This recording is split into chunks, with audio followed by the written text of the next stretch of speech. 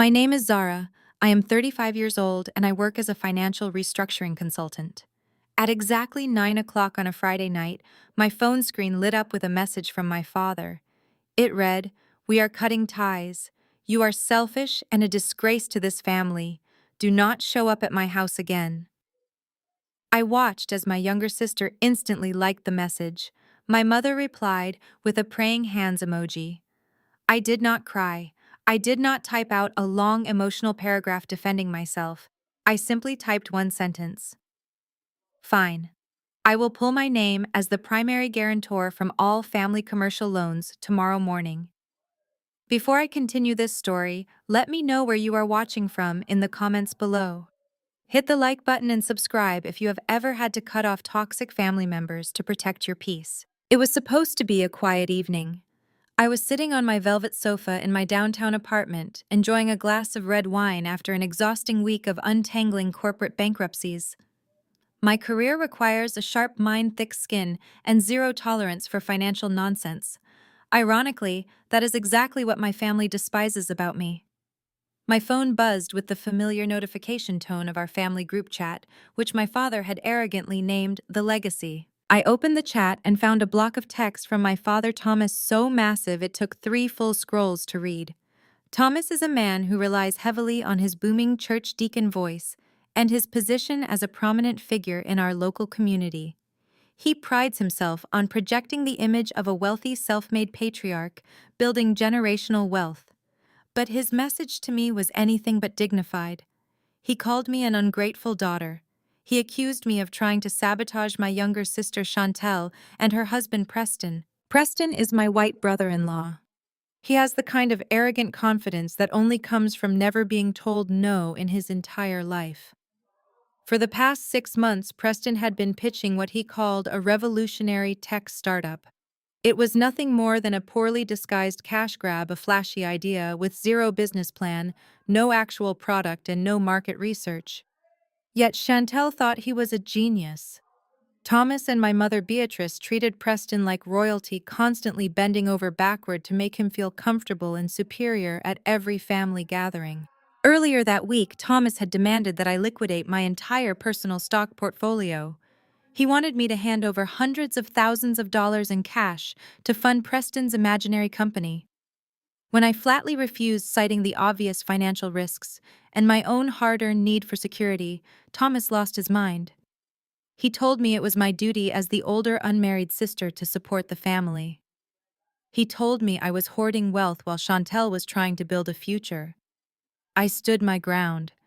And now this unhinged text message was his ultimate punishment. I stared at the glowing screen as the cruelty of his words sank in. He wrote that my refusal to fund Preston was a direct insult to his authority as the head of the family. He officially declared that I was disowned and no longer welcome at any family function. But the text itself was not the most painful part. It was the absolute silence that followed from the people who were supposed to love me. Within 30 seconds, a little heart icon appeared below his rant. Chantel had liked the message. My own sister, a woman I had tutored, protected, and financially bailed out countless times in her 20s, was celebrating my excommunication. A moment later, Beatrice chimed in. My mother did not call me. She did not try to mediate or ask my father to calm down. She simply sent a single praying hands emoji. That was her signature move. Beatrice was the ultimate enabler, constantly wrapping her toxicity in the guise of faith and submissiveness. To her, Thomas was always right, and keeping the peace meant sacrificing me at the altar of their fragile egos. I was expected to play the strong black woman absorbing all their abuse without a single complaint. For a long time, I just sat there listening to the hum of the city traffic outside my window. A few years ago, a message like this would have broken me. I would have called my mother crying. I would have driven to their estate to apologize for making them angry, offering to compromise, begging to be let back into the fold. But I am not that girl anymore. I fix broken financial systems for a living. And looking at that group chat, I realized my family was the most broken system I was involved in. They were so blinded by their own arrogance that they had forgotten one crucial detail. Thomas loved to brag about the family real estate business. He loved showing off their sprawling property, and hosting lavish Sunday dinners. But they were living an illusion. For the past 6 years, the only reason they had access to commercial credit was because of my pristine credit score and my corporate salary. I was the invisible foundation keeping their entire lifestyle afloat.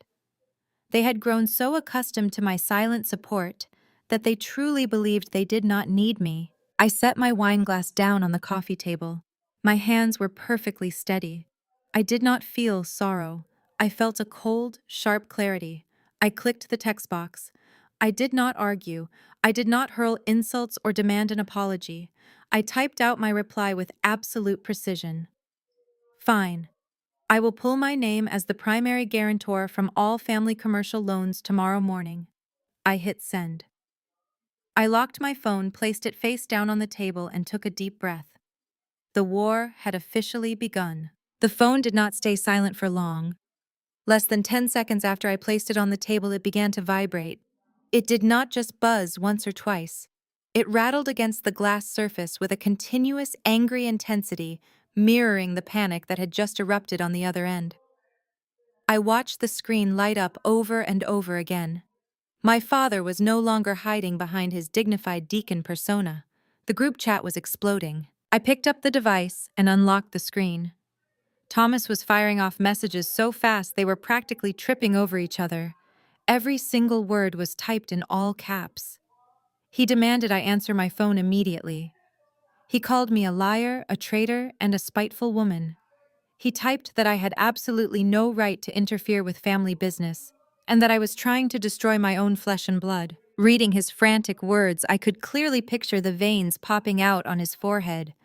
I could see him pacing the hardwood floors of the $4 million estate that my credit score had secured. That was the grand illusion my family lived under. In our local community, Thomas was a revered figure. People looked up to him as a beacon of Black excellence and generational wealth. He sat on the boards of local charities. He gave speeches at high school graduations about the importance of entrepreneurship, financial literacy, and building a legacy from the ground up. He wore custom suits and drove a luxury sedan, projecting the image of a self-made real estate mogul. But the truth was far less glamorous. The family real estate business had not been profitable for almost a decade. 6 years ago, when the commercial market took a slight downturn, Thomas panicked. He had severely overleveraged their assets to maintain their lavish lifestyle, borrowing against properties to pay for luxury vacations, country club memberships, and Chantel's extravagant wedding. The banks were ready to foreclose on everything. They were weeks away from losing the strip mall, the apartment complex, and the family estate. He came to my apartment in the middle of the night back then, weeping, begging me to save the family name. I was just starting my career as a financial consultant. I had worked tirelessly to build a flawless credit history and had just received a massive signing bonus from my firm. Out of loyalty and a foolish desire to finally win his approval, I stepped in. I became the primary guarantor on all their commercial loans. I personally restructured their massive debt. I quietly poured my own corporate salary and annual bonuses into their failing properties just to keep the lights on and the creditors at bay. I was the invisible foundation holding up their entire world. For 6 years, I managed the spreadsheets in the shadows while Thomas took all the credit in the spotlight. I never asked for a thank you or public recognition. I only asked that they respect my boundaries and let me live my life. Instead, they took my financial support for granted and continued to treat me like a disappointment because I chose a corporate career over working under my father. They treated me like a failure because I was 35 and unmarried, unlike Chantel, who had secured a white husband with an expensive watch and empty promises. They convinced themselves that my money was their money, a collective resource they were unconditionally entitled to drain whenever they pleased. Another text flashed across the screen. This time it was from my mother. Beatrice wrote that I was letting the devil into my heart. She commanded me to pick up the phone and apologize to my father before I ruined our reputation. She said I was acting hysterical and needed to pray for guidance. It was classic Beatrice attempting to weaponize religion to keep me compliant. She completely ignored the fact that my father had just disowned me moments prior. Then came Chantel. She told me I was just bitter that Preston was a visionary entrepreneur and I was just a corporate drone. She threatened to come to my apartment and force me to call the bank to reverse my decision. I let out a sharp, genuine laugh. None of them understood the gravity of the situation. They were still treating me like the obedient scapegoat who would eventually cave under pressure. They had spent so long pretending to be independent and successful that they actually forgot who held the keys to the kingdom. I did not reply to a single message. I watched the text bubbles multiply, reading their panic disguise itself as righteous anger. Thomas sent another message demanding I respect his authority as the patriarch. He wrote that he had given me life and I owed him everything. He ordered me to remember my place and fix my attitude. His authority was a myth. The bank did not care about his position at the church. The loan officers did not care about his tailored suits or his confident handshake. They cared about the signature on the guarantor forms, and that signature belonged exclusively to me. By withdrawing my name, I was not just cutting off their funding, I was removing the life support system that had kept their fragile empire breathing. Tomorrow morning, when the bank processed my request, the illusion would shatter. The continuous vibrating finally paused.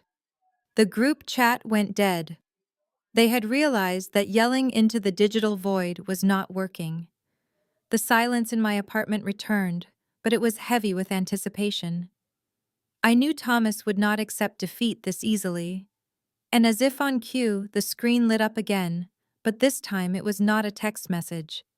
It was an incoming call, and the name flashing on the screen told me the real confrontation was just beginning. The name flashing on my phone screen was Preston.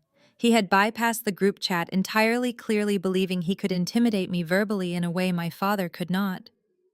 I did not decline the call. I simply swiped the green button to accept, brought the device to my ear, and said absolutely nothing. I wanted to hear exactly how desperate he was. Preston did not even bother to say hello. He launched straight into a breathless, aggressive tirade. He told me I was out of my mind. He told me I was making the biggest mistake of my life and that I was going to ruin my relationship with the only people who would ever tolerate me. His voice was loud, dripping with the unearned arrogance of a man who had been handed everything on a silver platter. He actually had the audacity to lecture me about legacy and loyalty. He told me I owed Thomas and Beatrice for putting a roof over my head when I was a child, completely ignoring the fact that I had paid for that same roof 10 times over as an adult. He screamed that I was being completely irrational and selfish for refusing to fund his tech startup.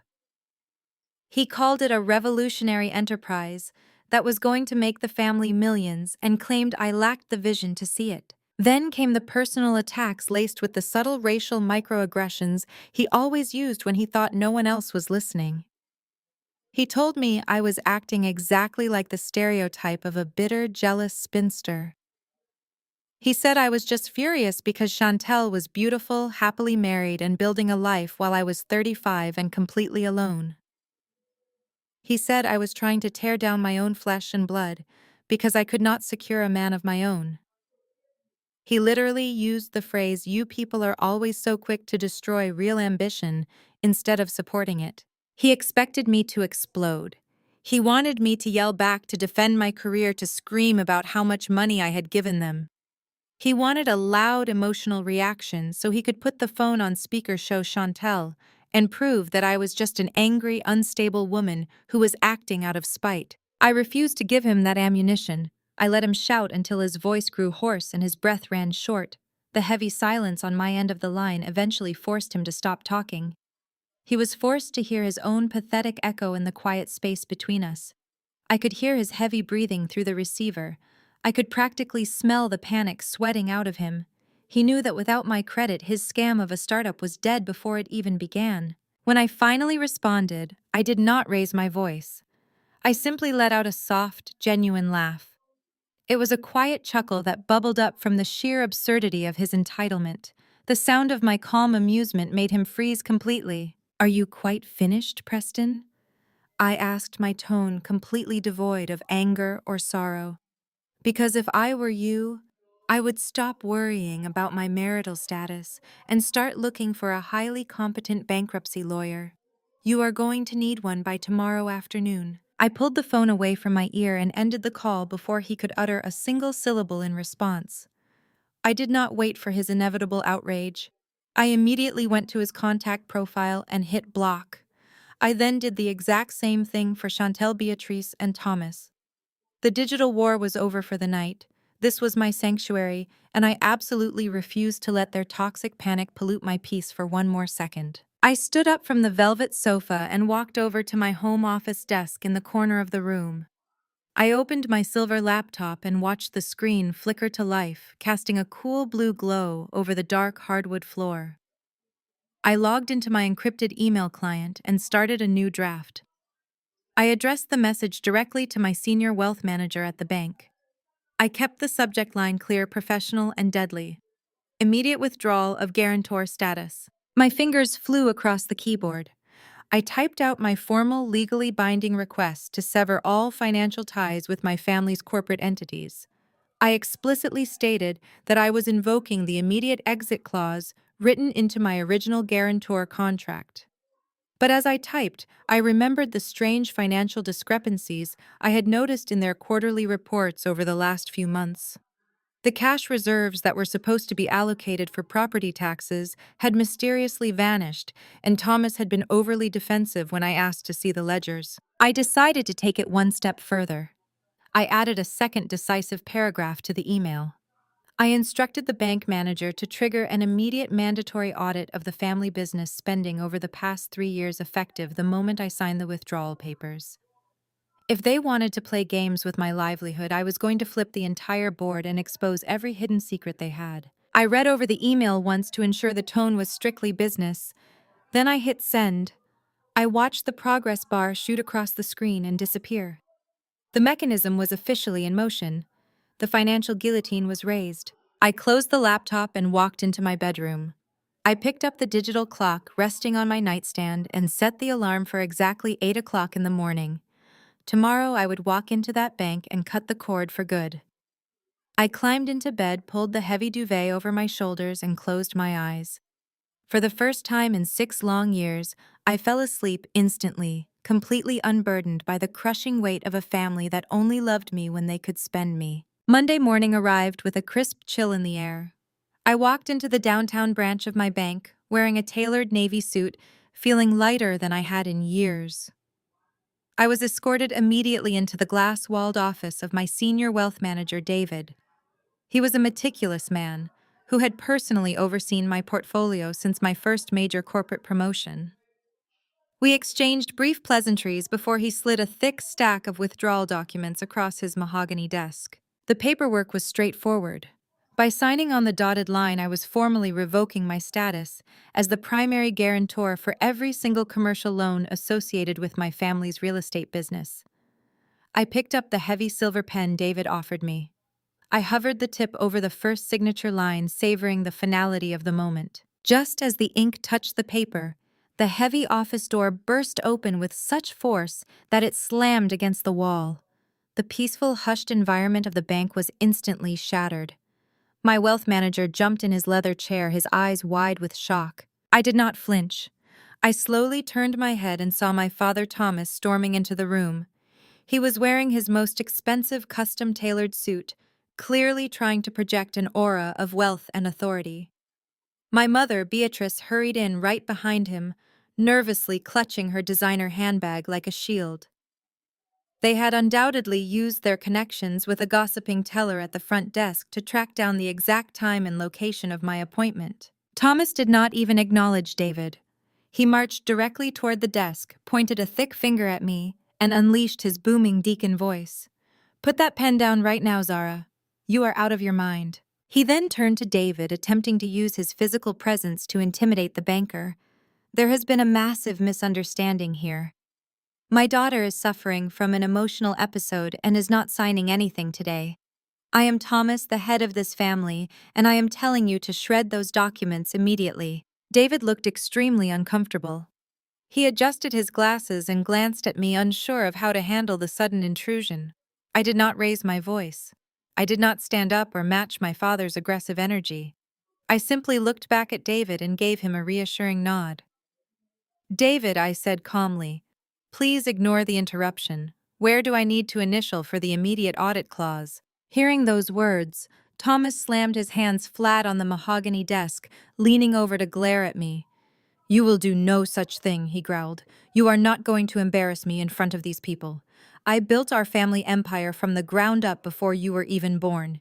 You do not have the power to destroy it just because you are throwing a childish tantrum over Preston. I looked at my father's red, furious face. The sheer delusion was astounding. He truly believed that shouting loud enough would alter reality. He believed that his status in the church and his fancy suits could somehow override a legally binding financial contract. I clicked the pen. I did not build your empire, Dad, I replied smoothly. But I am the one who has been paying the mortgage on it for 6 years. Your empire is completely broke. I pressed the pen to the paper and signed my full name on the first line. Then I flipped the page and signed the second. Thomas lunged forward as if he was going to snatch the documents right out of my hands, but David quickly pulled the folder across the desk and out of his reach. Sir, I must ask you to step back, David said, his professional tone hardening into a stern warning. This is a private financial meeting. Miss Zara is the sole primary guarantor on these commercial accounts. She has every legal right to withdraw her backing at any time. Furthermore, her signature is already on the paperwork. The transaction is official. The color drained entirely from my father's face. His aggressive posture collapsed in an instant. He looked at the signed papers in David's hands, then looked at me, realizing for the first time that his booming voice had absolutely zero currency in this room. The patriarch had just been rendered completely powerless. Seeing her husband fail to control the situation, Beatrice immediately stepped forward to deploy her own weapon. She abandoned the stern, righteous anger she had shown in the group chat the night before and instantly switched to playing the victim. Tears welled up in her eyes right on cue. She reached out and grabbed my arm, her fingers digging into my blazer. Zara, please, she cried, her voice trembling loudly enough for the bank employees outside the glass walls to hear. Look at what you are doing to us. Look at what you are doing to your family. We raised you. We loved you. How can you throw us out onto the street over a silly argument? People are staring at us. You are bringing shame to our family name. She tried to pull me into a hug, whispering frantically in my ear. Just tear up the papers, baby. We can go home and pray on this. Do not let the devil destroy your sister's happiness. Do not do this to your own mother. It was the exact same emotional manipulation she had used my entire life. The strong black family guilt trip designed to make me feel responsible for everyone else's poor choices, but I felt nothing. I firmly reached up and peeled her fingers off my arm, stepping back so she could not touch me again. There is no shame in a bank withdrawal, Mother, I said clearly, ensuring my voice carried just enough for David to hear. The only shame here is a family that secretly bleeds their oldest daughter dry to fund a gambling addict. Beatrice gasped, her fake tears stopping instantly. David froze his hand, hovering over his keyboard. I turned back to the wealth manager. David, please proceed with the final clause we discussed in my email. Execute the mandatory audit immediately. David swallowed hard, his eyes darting between me and my stunned parents. He nodded slowly and began typing rapidly on his computer. The clacking of the keys sounded like a ticking clock in the silent office. After a few agonizing moments, David stopped typing. He stared at his monitor, his brow furrowing in deep confusion. He looked up at Thomas, who was now sweating profusely. Sir David began, his voice tight. I have just initiated the audit process as requested by the guarantor. However, the system has automatically placed a hard freeze on all of your commercial and personal accounts. Thomas grabbed the edge of the desk to steady himself. What do you mean, a hard freeze? He demanded, his voice cracking. David turned his monitor so we could all see the red warning banners flashing across the screen. There are dozens of irregular, unauthorized wire transfers originating from your primary business operating account over the last 90 days. Large sums of equity have been funneled directly into offshore accounts and local casinos. All traces lead back to an authorized user named Preston. Due to the suspected wire fraud, federal banking regulations require us to freeze everything immediately pending a full investigation. You currently have zero access to your funds. The peaceful banking environment had not just been shattered, it had become a crime scene. Thomas stood completely paralyzed, his mouth opening and closing without making a sound. Beatrice clutched her chest, letting out a genuine horrified gasp. The Empire was dead, and I was the one holding the smoking gun. For a full 10 seconds, the only sound in the glass-walled office was the soft hum of the air conditioning overhead. The bright red warning banners flashing across the wealth manager's computer screen reflected in my father's wide, panicked eyes. The silence was thick and heavy, but it was quickly broken by the sheer force of my father's delusion. Denial is a powerful drug, and Thomas had been high on his own supply for decades. He slammed his heavy fist down on the mahogany desk, causing David to jump backward in his chair. "You listen to me right now," Thomas bellowed, his voice vibrating against the glass walls. "I do not care what your little computer program says. I am a pillar of this community. I have done business with this banking institution for over 20 years. You will press whatever buttons you need to press, and you will lift that freeze immediately." David adjusted his glasses, his professional demeanor returning as he realized he was dealing with an irrational man. "I cannot do that," Sir David replied firmly. "This is not a bank policy. This is a federal mandate. When the system detects large-scale unauthorized wire transfers indicative of fraud, the accounts are locked by the system. I do not have the authorization to override a federal fraud investigation." Thomas's face turned a dangerous shade of crimson. He could not intimidate the bank manager, so he decided to try and isolate his primary target. He pointed a shaking finger at David and demanded that he leave his own office. "Get out," Thomas ordered, puffing out his chest to look as physically imposing as possible. "Step outside right now. I need to speak to my daughter privately to sort out this ridiculous mess she has caused." David glanced at me clearly, unwilling to leave me alone with a man who looked ready to explode. I did not flinch. I did not break eye contact with my father. I simply gave David a subtle shake of my head, letting him know he did not need to go anywhere. I was not a scared child anymore, and I was not going to be bullied in a closed room. I reached out and picked up my personal copy of the withdrawal documents. I folded the thick parchment paper neatly, perfectly aligning the creases. I slid the signed paper across the smooth surface of the desk and tucked it securely into my leather tote bag. The movement was slow, deliberate, and undeniable.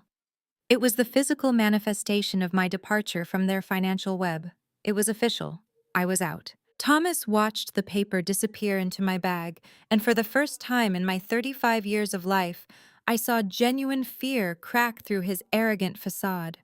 He realized in that exact moment that his booming church deacon voice was completely useless here. His tailored suit meant nothing. His title meant nothing. The cold reality was staring him right in the face. He was a broke man standing in a frozen room, and the daughter he had confidently disowned less than 12 hours ago was the only person who held any real power. "Fix this, Zara," he commanded, though his voice lacked its usual thunder. It sounded desperate, almost pleading disguised as an order. "Tell him it is a mistake. Tell him you authorized those transfers for Preston so they will unlock the accounts. We have payroll to meet on Friday. We have vendor invoices." I stood up slowly, smoothing the wrinkles from my navy blazer. I looked at the man who had demanded my absolute obedience for my entire life. Why would I authorize hundreds of thousands of dollars to be wired into offshore accounts and local casinos, Dad? I asked calmly. Preston is not a visionary tech founder. He is a gambling addict who has been systematically draining your equity while you and Mom treated him like a king. The bank caught him, not me. I simply turned on the lights. Beatrice, who had been standing frozen in shock, finally found her voice. She grabbed Thomas by the arm, her eyes wild with panic. "Thomas, the country club fees are drafted tomorrow. The caterers for the Community Legacy Gala need their final deposit by Wednesday. If those checks bounce, the entire congregation will know. The whole city will know." Even in the face of federal wire fraud and the complete collapse of their business, my mother's primary concern was not the law. It was not the truth. It was maintaining their fake image at the country club. It was the perfect illustration of why I had to walk away. They would willingly let Preston steal everything as long as their wealthy facade remained intact. Thomas shook Beatrice off and turned back to me, his desperation morphing back into toxic rage. You are setting him up. You are trying to frame your brother-in-law because you are jealous of your sister. Preston would never do this. It was a business expense for the startup. You are a vindictive, hateful woman. I picked up my tote bag and slung it over my shoulder. You are right about one thing, Dad, I said, my voice dropping to a cool, detached tone. I am no longer part of this family. You made that perfectly clear in your text message last night. You officially cut ties. You told me never to show up again. So as a complete outsider, I have absolutely no authority to help you manage your federal fraud investigation. I suggest you call Preston and ask him where your money is. I turned to David, gave him a polite nod of gratitude for his professionalism, and walked toward the heavy glass door. Thomas yelled my name, demanding I come back, ordering me to stay and fix the mess. I did not stop. I pushed the door open and stepped out into the bustling lobby of the bank. The air outside the office felt crisp and clean. As I walked out through the revolving glass doors and onto the sunlit city sidewalk, I felt a massive weight lift from my shoulders. The invisible chains of obligation and guilt had been completely severed. The explosion I left behind in that office was no longer my problem. The family business was dead, the golden child's husband was exposed, and I was finally free to build an empire of my own. I had barely taken 10 steps down the sunlit city sidewalk when the frantic clicking of heels echoed behind me. Zara, wait. My mother's voice cut through the noise of the morning traffic. I stopped and turned slowly. Beatrice was practically running toward me, completely abandoning the polished, composed church lady persona she had tried to maintain inside the bank. Tears were streaming down her face, ruining her perfect makeup. But I knew my mother well enough to recognize when she was performing. She looked around at the pedestrians, ensuring she had an audience before launching into her ultimate weapon. She closed the distance between us and grabbed my hand, her grip surprisingly tight and desperate. Zara, how can you do this to us? She cried loudly, her voice trembling with manufactured heartbreak. She stepped closer, so her words became a harsh hiss against my ear, intended only for me. You are destroying our legacy. We are a strong black family, and we do not air our dirty laundry for white bankers to see. You are shaming your father in front of that man in there. You are shaming our entire community. I looked down at her manicured fingers, digging into my skin. This was her signature move. Whenever my father's booming authority failed to control a situation, Beatrice would step in and weaponize the concept of family loyalty. She knew exactly how to twist the knife of cultural expectation. For my entire life, she had conditioned me to believe that as a black woman, my sole purpose was to endure hardship silently, so the family could appear flawless to the outside world. I was expected to be the mule carrying the weight of their mistakes without ever asking for a thank you. When I did not immediately cave to her tears, she tightened her grip on my hand and shifted her strategy. She brought up my sister. You are breaking Chantel's heart, she whispered furiously. Chantel looks up to you. She relies on you. How can you be so cold to your own blood, after everything I sacrificed for you to be where you are today? She looked up at me with wide, pleading eyes, trying to manipulate me with memories of a past that never actually existed the way she claimed. Do you remember when I worked those double shifts so you could have those expensive tutors? She asked, her voice cracking. I gave you everything so you could succeed in the corporate world. I prayed over you every single night. And this is how you repay my sacrifice. By tearing down the very roof over our heads just because you are too stubborn to help your brother-in-law. I stood there on the busy sidewalk, feeling the warmth of the sun on my face, and I listened to her lies. I did not feel the familiar pang of guilt that used to paralyze me. I did not feel the urge to shrink myself to make her comfortable. I saw her clearly for the very first time. She did not love Chantel more than me. She loved the illusion that Chantel provided. Chantel married a white man who promised them access to a higher social echelon, and Beatrice was willing to sacrifice my sanity and my bank account to keep that fantasy alive. I firmly pulled my hand away, breaking her physical hold on me. She stumbled back, slightly shocked by the rejection. "You did not work double shifts for my tutors, Mother," I said, my voice completely steady and devoid of anger. "You worked double shifts to pay off the credit cards you maxed out buying designer clothes so you could impress the pastor's wife. I got full academic scholarships because I studied until my eyes bled precisely so I would never have to depend on you or Dad for anything." Beatrice opened her mouth to argue, but I did not let her speak. I stepped forward, invading her space, forcing her to look me dead in the eye. "Do not ever lecture me about protecting Black wealth or family legacy," I continued smoothly. "You and Thomas willingly handed the keys of our family business to a mediocre, entitled white man who has been robbing you blind.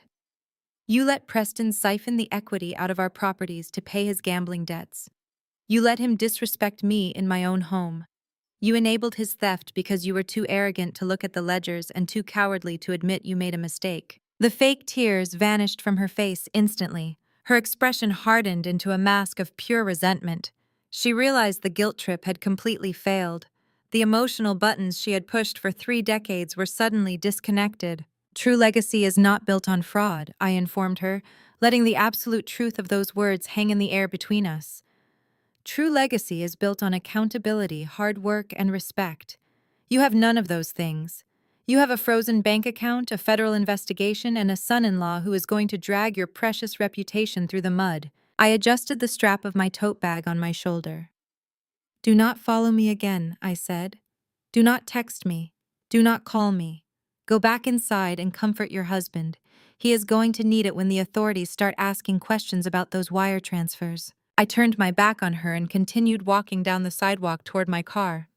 I did not rush. I took my time, enjoying the rhythm of my own footsteps. I did not look back to see if she was still standing there. The heavy chains of the strong Black family narrative she had tried to wrap around my neck had shattered into a million pieces.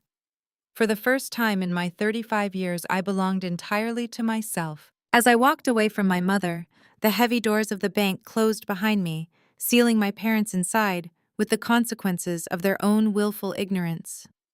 The morning air was sharp, and the noise of the city felt invigorating rather than overwhelming. For the first time in years, the tension that usually gripped my chest after any interaction with my family was completely absent. I had finally pulled the plug, and the machinery of justice was already beginning to grind. Inside the bank, the situation was rapidly deteriorating from a private family dispute into a full-blown federal crisis. David, the wealth manager, sat rigidly behind his desk, his eyes locked on the flashing alerts dominating his computer screen. The system had automatically flagged dozens of massive unauthorized wire transfers executed over the past 90 days. Large chunks of equity supposedly earmarked for property taxes and essential business operations had been funneled directly into offshore holding accounts and various high-stakes online casinos. Thomas stood frozen, his commanding presence entirely hollowed out. The color had drained from his face, leaving his skin a sickly ashen gray. He stared at David, unable to process the magnitude of what was happening. This was not a simple misunderstanding. This was not a minor accounting error that could be smoothed over with a confident smile and a firm handshake.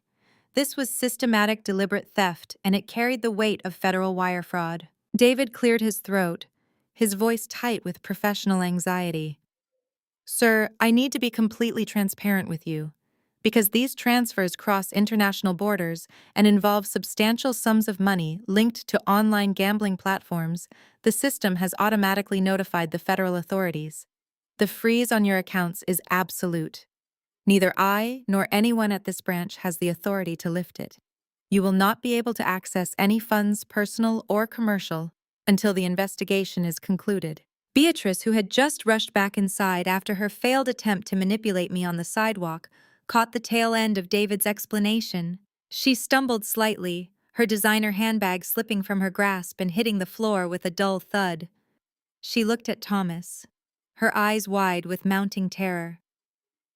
"Thomas," She whispered frantically, her voice trembling. What is he talking about? What offshore accounts?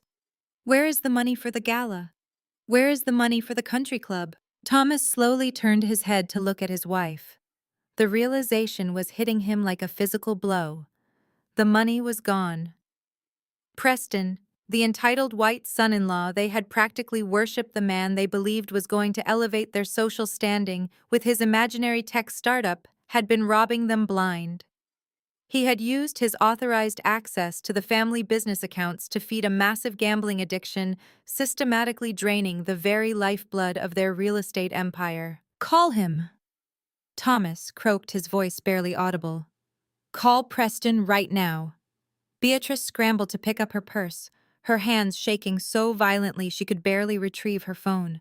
She dialed Preston's number and put the call on speaker, holding the device between them like a lifeline. It rang 3 times before Preston answered. His voice was casual, completely devoid of the panic that was suffocating my parents. Hey, Beatrice, what is going on? Preston said smoothly. Thomas snatched the phone from his wife's trembling hands. Preston? He barked, his voice cracking under the strain. I am standing in the bank. Our accounts are frozen. The manager is telling me there are unauthorized wire transfers to offshore casinos. Where is the money?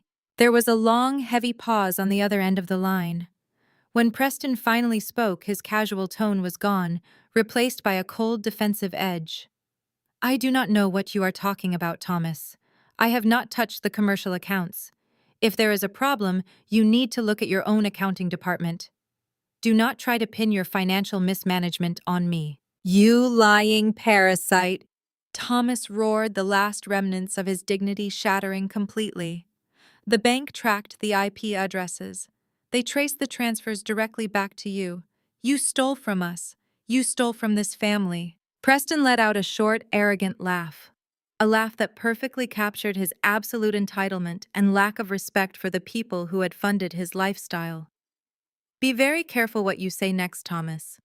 I am the husband of your favorite daughter. If you try to drag my name through the mud, I will make sure Chantel takes everything in the divorce.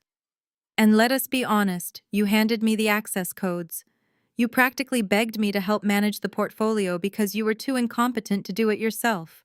This is your mess. Before Thomas could respond, Preston ended the call. The dial tone echoed loudly in the small glass-walled office. Beatrice let out a gut-wrenching sob and sank into one of the leather guest chairs, burying her face in her hands. She finally understood that the legacy she had guarded so fiercely was nothing more than a house of cards, and it had just collapsed entirely. David stood up from his desk, his expression somber. Sir, ma'am, I am truly sorry, but I have to ask you to leave the premises. The compliance department will be reaching out to you shortly, and I strongly advise you to retain legal counsel immediately. Thomas stood completely still, staring blankly at the wall. The empire he had built, the wealth he had bragged about, the social standing he had prized above his own daughter, had all been dismantled in less than 24 hours. The silence in the office was deafening, broken only by the sound of Beatrice's weeping. Outside, I unlocked my car and slid into the driver's seat. I placed my tote bag on the passenger side, the signed withdrawal documents resting safely inside. I started the engine, the low hum grounding me in the reality of my newfound freedom. I pulled out into the flow of traffic, leaving the bank and my family behind. The financial crisis they were facing was entirely of their own making, and for the first time in my life, I was not going to fix it. I was going to sit back and watch it burn. 3 days passed since the confrontation at the bank. True to their nature, my family was doubling down on their delusions. Instead of facing the reality of the frozen accounts and the looming federal investigation, Thomas and Beatrice decided the best course of action was to pretend absolutely nothing was wrong. They firmly believed that if they kept projecting an image of untouchable wealth, the problem would simply vanish. I, however, knew the exact timeline of a federal audit. I knew that within a matter of weeks the government would begin seizing assets. The bank would move quickly to foreclose on the properties that were tied to those fraudulent loans. And at the very top of that list was the sprawling gated estate my parents called home. That was why I found myself driving up the winding tree-lined driveway of their property on a Sunday evening. I was not there to gloat, nor was I there to reconcile. My purpose was purely practical. I needed to retrieve a specific heirloom. Before my grandfather passed away, he had entrusted me with a heavy vintage safe box. It contained his personal journals, a few pieces of antique jewelry, and most importantly, the original paid-off deed to the very first small commercial building he ever bought. It was the true foundation of his legacy, untainted by my father's greed. I had foolishly left the safe box tucked away in the back of the walk-in closet of my old childhood bedroom, assuming it was safe. Now, with the threat of asset seizure hanging over the house, I could not risk losing the only tangible connection I had left to the man who actually taught me the value of hard work. I parked my car near the massive front fountain. The driveway was already lined with luxury vehicles. I could hear the faint sound of a string quartet playing from the backyard patio, mixed with the low murmur of polite conversation. They were hosting one of their famous Sunday dinner parties. Not just a family gathering, but a full-scale networking event designed to impress local politicians, church leaders, and potential investors. It was a desperate, transparent attempt to secure new funding to quietly replace the money Preston had stolen before the entire community found out they were broke. I walked up the wide stone steps and pushed open the heavy mahogany front doors. The grand foyer was immaculate, filled with the scent of expensive floral arrangements. I ignored the catering staff rushing back and forth from the kitchen and bypassed the main entertaining areas. My plan was simple: go straight upstairs, grab the safe box, and leave before anyone even noticed I was there. I made it halfway up the sweeping spiral staircase when a voice stopped me dead in my tracks. "Well, look who decided to crawl back." I paused, my hand resting on the polished oak railing, and turned around. Standing at the bottom of the stairs holding a crystal glass of bourbon was Preston. He was wearing a tailored suit that my credit had undoubtedly paid for, looking incredibly smug. The sheer audacity of the man was staggering. He was currently the prime suspect in a federal wire fraud investigation. Yet he was standing in my parents' foyer, drinking top-shelf liquor and acting like he owned the place. I did not reply. I simply turned back around and continued walking up the stairs. I had zero interest in engaging with a parasite. Preston, however, was not used to being ignored. The ice in his glass clinked loudly as he took the stairs two at a time, catching up to me before I reached the landing. He stepped directly in front of me, using his physical size to block my path to the hallway. "You think you are so smart, do you not?" he sneered, his breath smelling heavily of alcohol. "You think freezing those accounts was some kind of masterstroke? You just made a massive mess for your father to clean up. But do not worry, Zara. Thomas and I are handling it. We have a plan to restructure the debt. We do not need your little corporate salary anymore." I looked up at him, my expression completely blank. "You do not have a plan, Preston. You have a gambling addiction and a mountain of federal charges waiting for you. Move out of my way. I am here for my grandfather's safe box, and then I am leaving." Preston let out a harsh, condescending laugh. He leaned in closer, dropping the fake charm he usually reserved for my parents. "You really are just a bitter, jealous spinster," he whispered, his tone dripping with malice. "You cannot stand the fact that Chantel is happy. You cannot stand that she found a man who is actually going to build something big, while you are going to die alone in a sterile apartment with nothing but your bank statements to keep you warm. You are pathetic." He was trying to bait me. He wanted me to scream, to cry, to throw a tantrum right there on the stairs so he could play the victim in front of the party guests below. He wanted to prove to everyone that I was the unstable, vindictive sister trying to ruin his marriage. I felt a cold smile slowly form on my lips.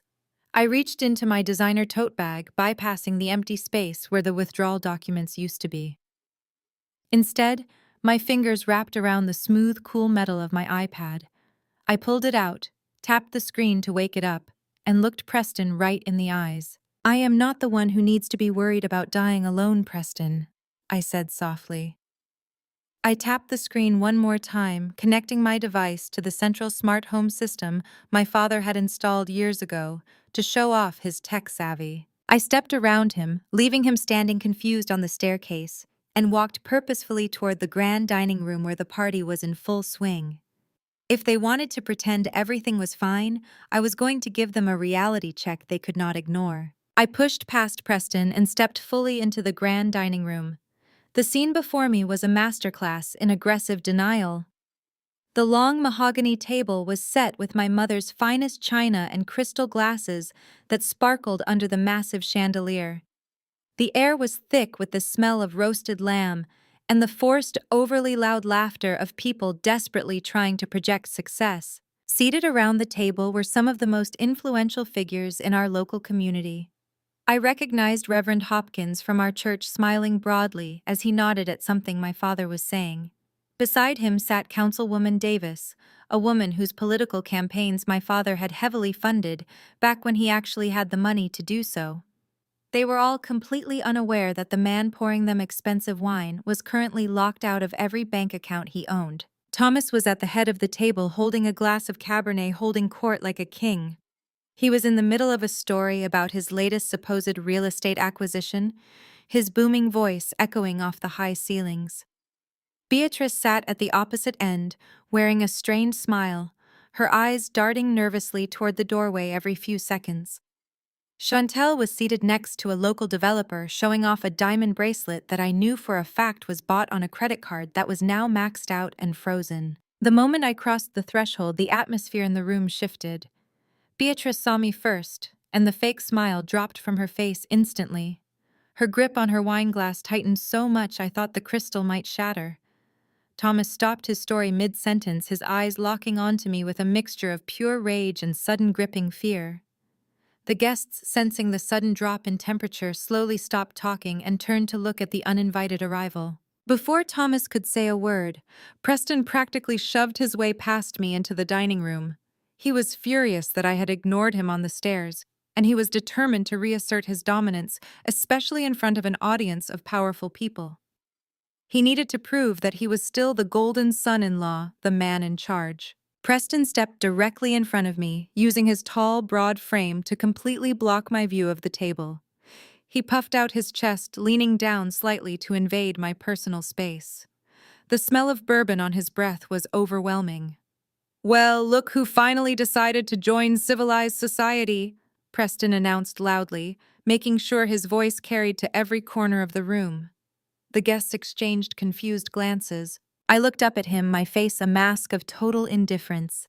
"I am just here to get my things, Preston. Get out of my way." He did not move. Instead, he let out a loud theatrical sigh and turned slightly toward the table, playing to the crowd. "You have to forgive my sister-in-law, everyone," he said, his tone dripping with condescension. "Zara has been under a lot of stress lately. The corporate world is so demanding, especially for a woman her age. It really takes a toll when you do not have a husband or a family of your own to come home to. You know how it is. Sometimes people just lash out when they are lonely." A few uncomfortable chuckles rippled around the table, mostly from the men who did not know any better. Chantel smirked, clearly enjoying the public humiliation. She took a sip of her wine and chimed in. "It is true, Reverend. Zara has always been a bit bitter. She just cannot stand seeing other people happy." Preston turned back to me, emboldened by his wife's support and the silence of my parents. He stepped even closer, his voice dropping to a harsh whisper that only I could hear. "I told you on the stairs, Zara. You are nothing but a pathetic spinster. You thought you could ruin me, but look around. We are fine. Thomas and I have already secured new bridge loans from private investors. Your little stunt at the bank meant absolutely nothing. Now turn around and walk out the front door before I have security throw you out." I did not step back. I did not break eye contact. I looked at his flushed, arrogant face and realized exactly what was happening. He was lying. There were no private bridge loans. Thomas was too proud to beg local investors for cash, and Preston's credit was so terrible he could not even finance a used car. The dinner party was not a celebration of new funding. It was a smokescreen. They were hoping to secure investments from the people sitting at this very table by pretending everything was perfectly fine. I looked past Preston's shoulder straight at my father. Thomas was gripping the edge of the table, his knuckles white. He knew exactly what I was holding in my hand. He knew that the iPad I had synced to the house system was a loaded gun, and my finger was resting directly on the trigger. "Are you going to ask him to move, Dad?" I asked calmly, my voice cutting through the heavy silence of the dining room. "Or are you going to let him continue to embarrass you in front of your guests?" Thomas swallowed hard, but before he could muster the courage to speak, Preston let out a sharp bark of laughter. "Your dad is not going to help you, Zara. He knows exactly who the real asset to this family is. Now for the last time, get out." Preston reached out and grabbed my upper arm, intending to physically turn me around and march me out of the room. It was a fatal mistake. The moment his hand closed around my arm, the last shred of restraint I had vanished completely. I yanked my arm out of his grasp with such force that he stumbled forward slightly. "Do not ever touch me again," I said, my voice low and lethal. I took a step to the side, completely bypassing him, and walked directly toward the massive smart TV mounted above the fireplace at the far end of the dining room. I raised my iPad, the screen glowing brightly in the dim light. I tapped the screen once, activating the casting feature. Preston realized too late what I was doing. He lunged toward me, yelling for me to stop, but I was already there. "I think it is time your guests saw exactly what kind of asset you really are, Preston," I said loudly, pressing the final button.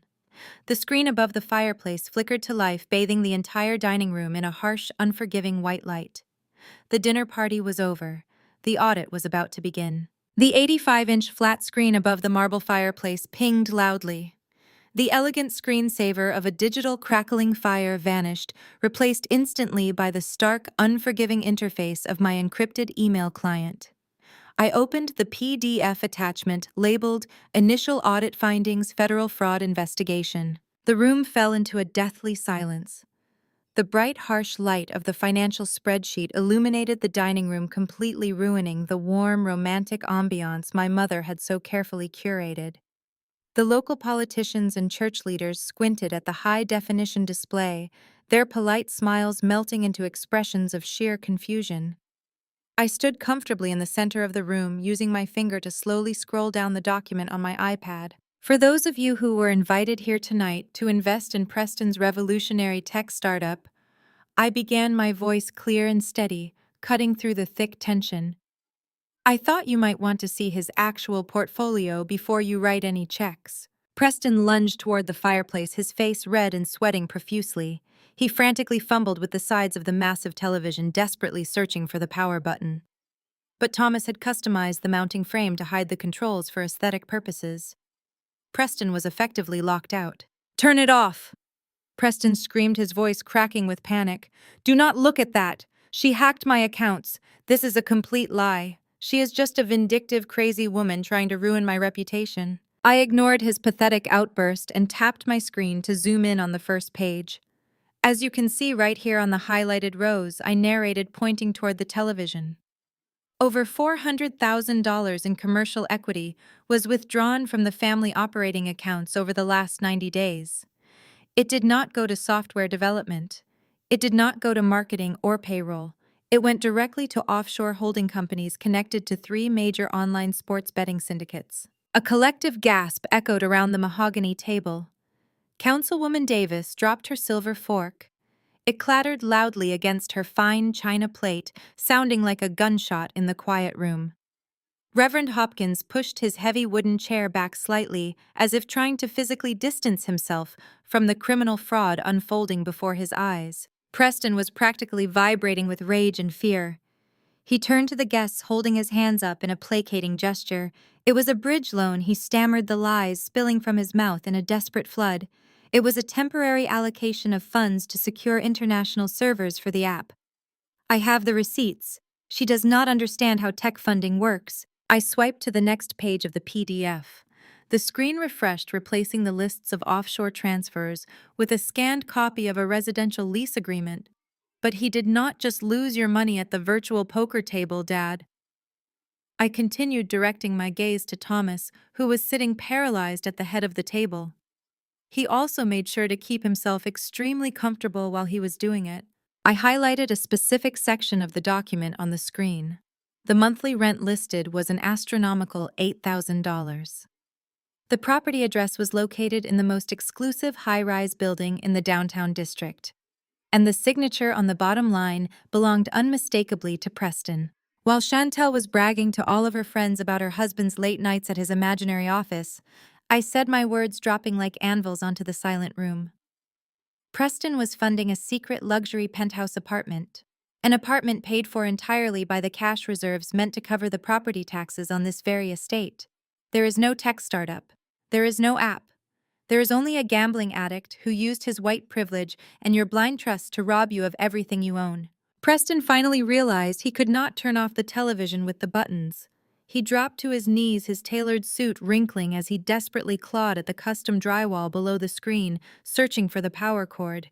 He found it and yanked it violently. The thick black cord tore from the socket, pulling a chunk of white plaster and paint with it. The massive screen instantly went black. Preston stood up, panting heavily. He held the severed cord in his hand like a weapon, his chest heaving as he glared at me. See, he breathed out, trying to force a laugh that sounded completely unhinged. It is over. Show is over. But turning off the screen did not erase what everyone had just read. The truth had already burned itself into the retinas of the most powerful people in our city. The carefully crafted illusion of the wealthy, upstanding black family was completely and utterly shattered. Thomas sat at the head of the table looking small, broken, and profoundly humiliated. He could not even look the Reverend in the eye. Beatrice was staring at Preston, her mouth hanging open in silent horror, as the reality of the secret apartment and the stolen money finally sank into her brain.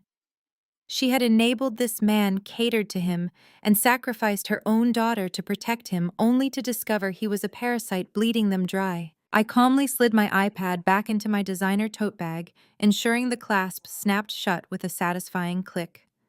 The bank has frozen every single account associated with your names, I announced to the silent, horrified room. The federal authorities have already been notified of the wire fraud. There are no private bridge loans. There are no new investments coming in to save you. You are completely bankrupt. I looked directly at Councilwoman Davis, who was already reaching for her purse, clearly preparing to sprint out the front door to avoid being associated with a federal crime. Enjoy the rest of your dinner, everyone, I said politely.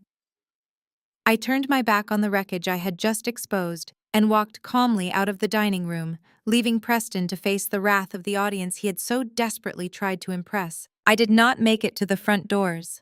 Before my hand could even touch the heavy brass handle, Chantel came sprinting out of the dining room, her high heels clicking frantically against the polished marble floor of the grand foyer. She did not go after Preston to demand answers about the stolen money or the secret luxury apartment. Instead, she came straight for me. She grabbed me by the shoulder and violently yanked me around to face her. Her perfectly contoured face was twisted in an ugly mask of pure rage. "You jealous, miserable witch!" she screamed, her voice echoing up the sweeping spiral staircase.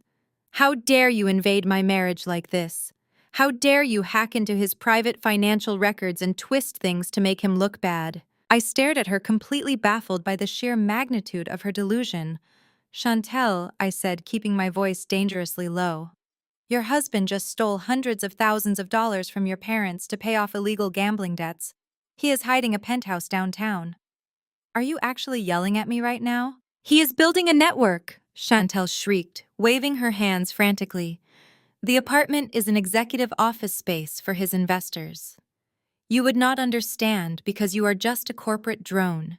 You are just trying to ruin my life because no man has ever loved you enough to put a ring on your finger." Before I could even process the absurdity of her defense, Thomas and Beatrice hurried into the foyer. A few of the dinner guests had gathered in the archway of the dining room, watching the spectacle with wide, horrified eyes. Councilwoman Davis was already slipping her coat on, desperately trying to find an exit strategy. Thomas saw his wealthy audience watching and realized he had to act immediately to salvage whatever was left of his pride. Instead of demanding the truth from Preston, who was cowardly hiding in the background, Thomas decided to double down on the lie. He puffed out his chest and pointed an accusing finger directly at my face. "That is enough, Zara!" Thomas bellowed, attempting to project his booming deacon voice, though it cracked slightly with underlying panic. You have completely lost your mind. I knew about every single one of those loans. Preston and I discussed that capital allocation weeks ago. It was a strategic move to protect our liquid assets.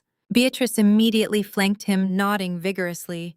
She clutched her pearl necklace, turning to look at the guests in the archway. My daughter is not well, Beatrice announced loudly, playing the role of the tragically burdened mother. She has been dealing with severe mental health issues. She is vindictive and unstable. She is trying to tear down our black generational wealth out of pure jealousy. Please forgive this terrible outburst. I stood in the center of the foyer, completely surrounded by the people who were supposed to be my family. They were actively choosing to protect a white con artist over their own flesh and blood. They were willing to paint me as a crazy, jealous spinster just to avoid admitting that they had been scammed by a man they felt privileged to associate with. The sickness in this family ran deeper than I had ever realized. I let out a harsh, unforgiving laugh. I did not laugh to be cruel. I laughed because the situation had bypassed tragedy and entered the realm of absolute comedy. A strategic move, Dad, I repeated mockingly. If you authorized those transfers, then why did the federal government freeze your accounts this morning? Why did the bank manager tell you to hire a criminal defense attorney? If you knew about the loans, you should have no problem explaining that to the IRS when they come to seize this house. My words sliced through his lie like a surgical blade. The remaining guests in the archway began to whisper furiously. Reverend Hopkins finally stepped around the corner and walked straight out the front door without saying a single word. The illusion was dead. The audience was leaving. Thomas had nothing left but his rage. The last shred of his control snapped. He stepped forward, raising his large hand, and slapped me across the face with everything he had. The sound of the impact cracked like a whip through the cavernous foyer. My head snapped to the side from the sheer force of the blow.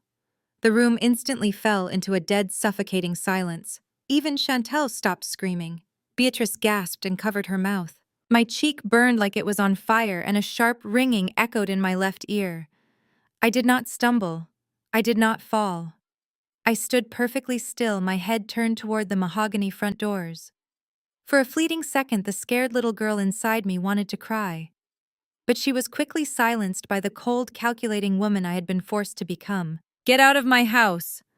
Thomas sneered, his chest heaving as he stood over me. "You are trespassing on my property. You are no longer my daughter. I never want to see your face in this home again." I slowly turned my head back to face him. I reached up and calmly wiped a small drop of blood from the corner of my mouth. I looked at my father, stripped of all my respect, stripped of all my obligation, and I smiled. It was a cold, terrifying smile that made Thomas take an involuntary step backward. "That is the problem, Thomas," I said, my voice completely stripped of emotion. "You do not own this house anymore." Thomas frowned, his anger briefly derailed by confusion. "What are you talking about?" he demanded. "You defaulted on the second mortgage last October," I explained, enunciating every single word so the reality could finally pierce his thick skull. The bank was initiating quiet foreclosure proceedings. You were 6 weeks away from being thrown out onto the street. So I formed a private holding company, and I bought the debt directly from the bank. Beatrice let out a high-pitched whimper, her knees visibly buckling. Chantel stared at me, her mouth opening and closing without making a sound. "I hold the deed, Thomas." I continued stepping toward him until he was forced to back up against the staircase. "I own the land. I own the bricks. I own the chandelier hanging over your head. I am your landlord. And considering the fact that your accounts are frozen and you just assaulted me, you have exactly 30 days to vacate my property before I have the sheriff forcefully remove you." I did not wait for his response. I did not need to see the complete and total devastation wash over his face, though I could feel it radiating off of him in waves. I picked up my grandfather's safe box from the hall table, adjusted my tote bag on my shoulder, and walked out the front doors. I left them standing in the ruins of their fake empire, trapped in a house they could no longer afford with a son-in-law who had stolen their future. The morning after this dinner party, I expected a brief period of stunned silence from my family. I expected them to spend a few days scrambling to figure out how they were going to pay for their groceries with frozen accounts. Instead, I woke up to a highly coordinated, vicious character assassination. Thomas realized he could not beat me financially, so he decided to destroy me socially. He weaponized the one place where his word was still considered absolute gospel. He went to the church. By Tuesday evening, my phone was flooded with text messages and missed calls from distant relatives, former family friends, and prominent members of our community. They were all asking the same loaded, accusatory questions. How could I steal my parents' house right out from under them? How could I leave my pregnant sister out on the street? I quickly realized that Thomas had spun a masterful, completely fabricated narrative to save his own skin. He stood at the pulpit during the Wednesday night community prayer meeting and wept fake tears for his congregation. He told them that I had used my advanced knowledge of corporate finance to trick him. He claimed that when he was feeling overwhelmed with the business and seeking my help to perform a routine debt consolidation, I deliberately slipped a quitclaim deed into a stack of standard refinancing paperwork. He painted me as a rogue, greedy daughter who was blinded by jealousy over Chantel's successful marriage and was now trying to steal black generational wealth for my own selfish gain. Beatrice played her part perfectly, nodding mournfully from the front pew while dabbing her eyes with a lace tissue. She told the church ladies that I was trying to leave Chantel destitute, completely omitting the massive, inconvenient fact that her precious white son-in-law was a degenerate gambler actively facing federal wire fraud charges. The rumors spread through our community like a fast-moving wildfire. In our circles, a pristine reputation is currency, and Thomas was spending every last cent of his social capital to bankrupt mine. The smear campaign quickly bled out of the church pews and directly into my professional life. On Thursday morning, I sat in my downtown office and watched my consulting calendar disintegrate before my eyes. First, a local logistics company called to indefinitely pause our restructuring contract, citing a sudden change in their internal direction. Then a mid-sized healthcare provider canceled our quarterly financial review without offering a valid explanation. Finally, my oldest client, an owner of a highly successful regional restaurant chain, called me directly. He sounded uncomfortable but incredibly firm. He told me that troubling rumors were circulating around the city about my professional ethics. He said he heard from reliable sources that I was involved in predatory lending practices and fraudulent asset transfers against my own elderly parents. He said he simply could not risk the public relations nightmare of associating his corporate brand with someone operating under that kind of moral cloud. Thomas was actively trying to destroy my livelihood. He thought that if he squeezed my income and ruined my name, I would panic, crawl back to the estate, and surrender the deed just to save my firm. He fundamentally misunderstood the woman he had raised. I did not cry over the lost contracts. I did not call him to beg for a truce. I instructed my assistant to clear my schedule for the rest of the week and brew a fresh pot of coffee. I am a financial restructuring consultant. I specialize in dismantling toxic, failing entities. My family was no longer my blood. They were just another hostile takeover, and I was going to dismantle them piece by piece. On Friday afternoon, the secondary attack arrived. I was sitting at my glass desk reviewing the final eviction timeline for the estate when a process server walked straight past my receptionist. He marched into my office and dropped a massive heavy binder of legal documents directly onto my keyboard. "You have been served," he said flatly, turning on his heel and walking out before I could even blink. I pulled the binder toward me and opened the cover. Preston had actually found a lawyer desperate enough to take his case. The attorney of record was a man named Gordon Sterling, a high-powered, notoriously sleazy corporate litigator, famous for representing guilty men with deep pockets. Obviously, Gordon did not yet realize that Preston's pockets were completely empty and frozen by the federal government. The lawsuit was an absolute masterpiece of legal fiction. Preston and Thomas were suing me jointly. The charges listed were fraudulent transfer of assets, extreme breach of fiduciary duty, and intentional infliction of severe emotional distress. They were demanding millions of dollars in punitive damages, but the true goal of the lawsuit was buried on page 42.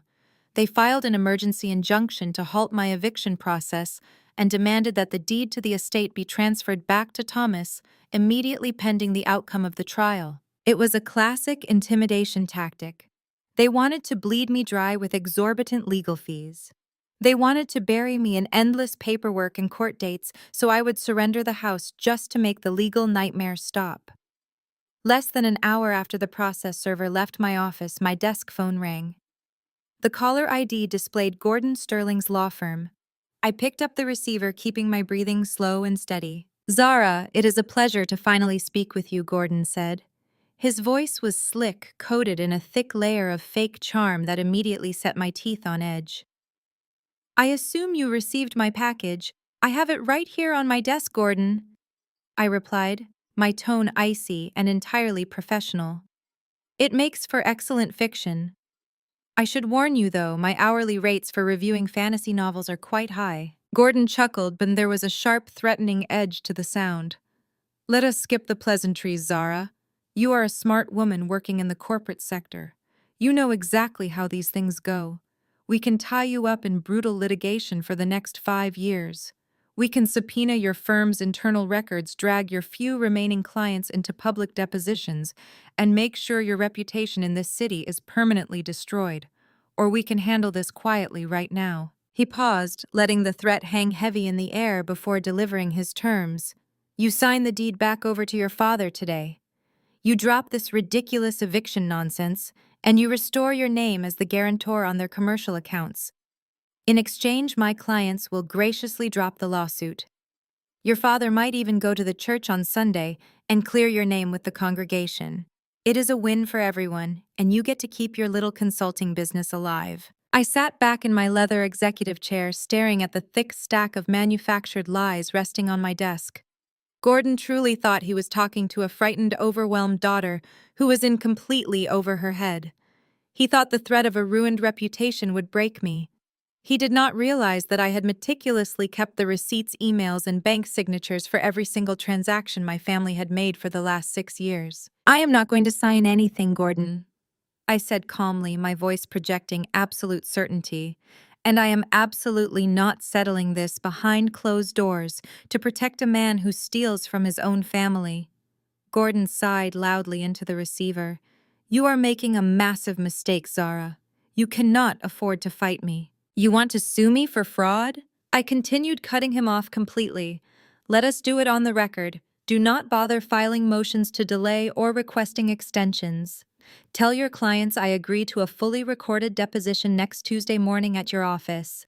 Have a certified court reporter ready, and tell Preston he better wear a nice suit because I am going to tear his entire life apart on the public record." I hung up the phone before he could utter a single word in response. They wanted to drag me through the mud, but they forgot one crucial detail. When you drag someone into the harsh light of a legal deposition, your own dark secrets get exposed right alongside them. Tuesday morning arrived with heavy rain washing the city streets, a fitting backdrop for the absolute demolition I had planned. I walked into the sleek glass-paneled lobby of Gordon Sterling's law firm, precisely 5 minutes before the scheduled deposition. I was wearing a charcoal gray tailored suit, carrying nothing but a leather briefcase and an air of absolute certainty. I was escorted into a cold, sterile conference room deep within the firm. The room smelled of expensive coffee and aggressive ambition. Seated at the far end of the long mahogany table was Preston. He had taken my advice. He was wearing a custom navy suit, his hair perfectly styled, leaning back in his leather chair with his legs crossed. He wore a sickeningly smug smirk, looking exactly like a man who believed his skin color and his lawyer's reputation made him completely untouchable. Next to him sat Gordon Sterling, reviewing a stack of papers with the predatory focus of a shark smelling blood in the water. At the head of the table sat the court reporter, her fingers resting lightly on her stenography machine, ready to capture every single word of Preston's downfall. Gordon did not stand to greet me. He simply gestured to the empty chair across from them and began the proceedings the moment I sat down. He stated his name for the record, stated the date, and immediately launched into his aggressive interrogation. He wanted to throw me off balance. He wanted to fluster me so I would say something he could twist into an admission of guilt. Miss Zara Gordon began, leaning forward and steepling his fingers. You are sitting here today, accused of severely breaching your fiduciary duty and orchestrating a fraudulent transfer of assets to steal your parents' family estate. Let us start with the quitclaim deed. You expect this court to believe that Thomas, a seasoned real estate professional, simply handed you a $4 million property out of the goodness of his heart. I did not blink. I reached into my briefcase, pulled out a neatly bound file, and slid it exactly to the center of the table. I expect the court to believe the documented facts, Gordon. I replied, my voice completely flat and devoid of emotion. Turn to page 3. You will find the official notice of default issued by the bank last October. Thomas was 90 days behind on the second mortgage. The bank had initiated quiet foreclosure. My parents were exactly 6 weeks away from being physically locked out of that house. Gordon barely glanced at the paper, a temporary cash flow issue he countered smoothly. Thomas was in the middle of restructuring his assets to fund his son-in-law's tech venture. You used his temporary vulnerability to force him into signing away his legacy under severe emotional duress. Preston let out a soft, mocking chuckle, clearly enjoying the narrative Gordon was spinning. I looked directly at Preston, then back to Gordon. Turn to page 7, I instructed. Gordon flipped the page. His eyes scanned the text, and I watched his jaw tighten just a fraction. That is an email chain directly from Thomas to me, dated October 12th of last year, I said, ensuring my voice carried perfectly to the court reporter. In it, my father explicitly begs me to form a private holding company and purchase the debt from the bank because his credit was completely destroyed. He states clearly that if I do not buy the debt, they will be homeless.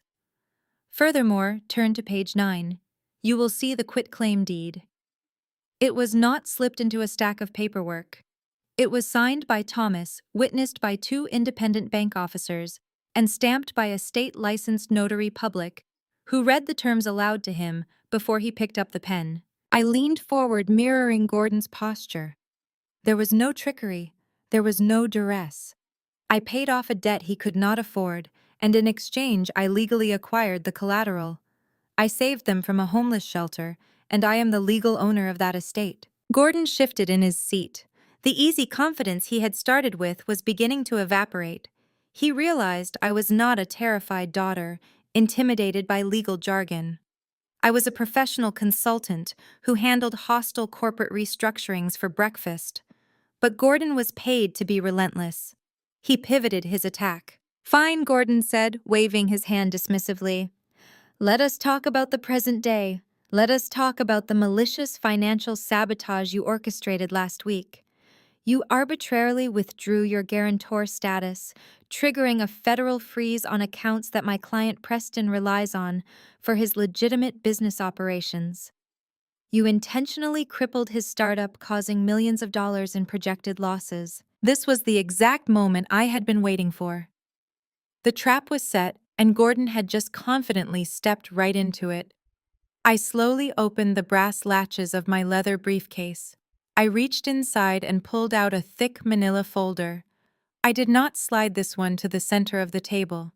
I stood up slightly and pushed it all the way across the polished mahogany, stopping it right in front of Gordon's hands. Let us talk about your client's legitimate business operations, I said, my voice dropping to a low, lethal register. Preston stopped smirking. He uncrossed his legs and sat up straight, his eyes locked on the thick yellow folder. I withdrew my guarantor status to protect myself from federal indictment, I stated clearly for the record, because the moment I reviewed the quarterly ledgers I noticed a massive discrepancy. Gordon, please open the folder and read the top document. Gordon opened the folder. The room went completely silent except for the rapid clicking of the court reporter's keys. What you are looking at is the digital footprint of the federal loan application Preston filed 6 months ago to secure the initial capital for his imaginary tech startup, I explained. Preston claimed Thomas authorized that loan. But if you look at the metadata specifically, the IP address where the digital signature was executed, it does not match the family estate. It does not match the family business office. I pointed a sharp manicured finger at the document. That IP address belongs to a public computer at a luxury casino resort in Atlantic City, a resort where Preston was staying on the exact day that document was signed. Thomas was at a church retreat in Atlanta. I have included Thomas's flight records and hotel receipts on the next page. Gordon's face turned the color of ash.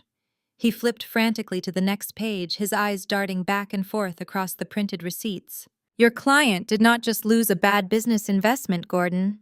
I continued driving the final nail into the coffin. Your client committed federal wire fraud. He forged his father-in-law's signature on a commercial loan application to secure hundreds of thousands of dollars, which he then systematically funneled into offshore sports betting accounts. The bank's internal fraud department has already verified the IP tracking.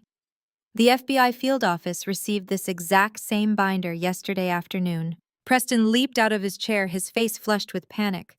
"Shut up!" he screamed, pointing a shaking finger at me. "Do not listen to her, Gordon. She fabricated all of this. She is a corporate hacker. She hates me. She has been trying to destroy my marriage since day one." But Gordon was not listening to Preston. Gordon was staring at the forged federal documents resting on the table in front of him. In the legal world, attorneys will defend terrible people all day long. But no lawyer will ever knowingly submit forged documents to a federal judge. Doing so is an instant ticket to being disbarred, losing their license, and potentially facing prison time themselves. Preston had lied to his lawyer, and he had dragged Gordon directly into the blast radius of a federal crime. Gordon slowly closed the manila folder. He did not look at me. He did not look at Preston. He looked directly at the court reporter. "Stop typing," Gordon commanded. The clicking immediately ceased. The silence that followed was suffocating. Gordon stood up from his chair with meticulous precision. He snapped his briefcase shut, picked up the manila folder I had given him, and shoved it inside. "Gordon, what are you doing?" Preston stammered, the arrogance completely stripped from his voice, leaving behind nothing but the terrified whine of a cornered coward. "Tell her we are taking her to court. Tell her we are suing her."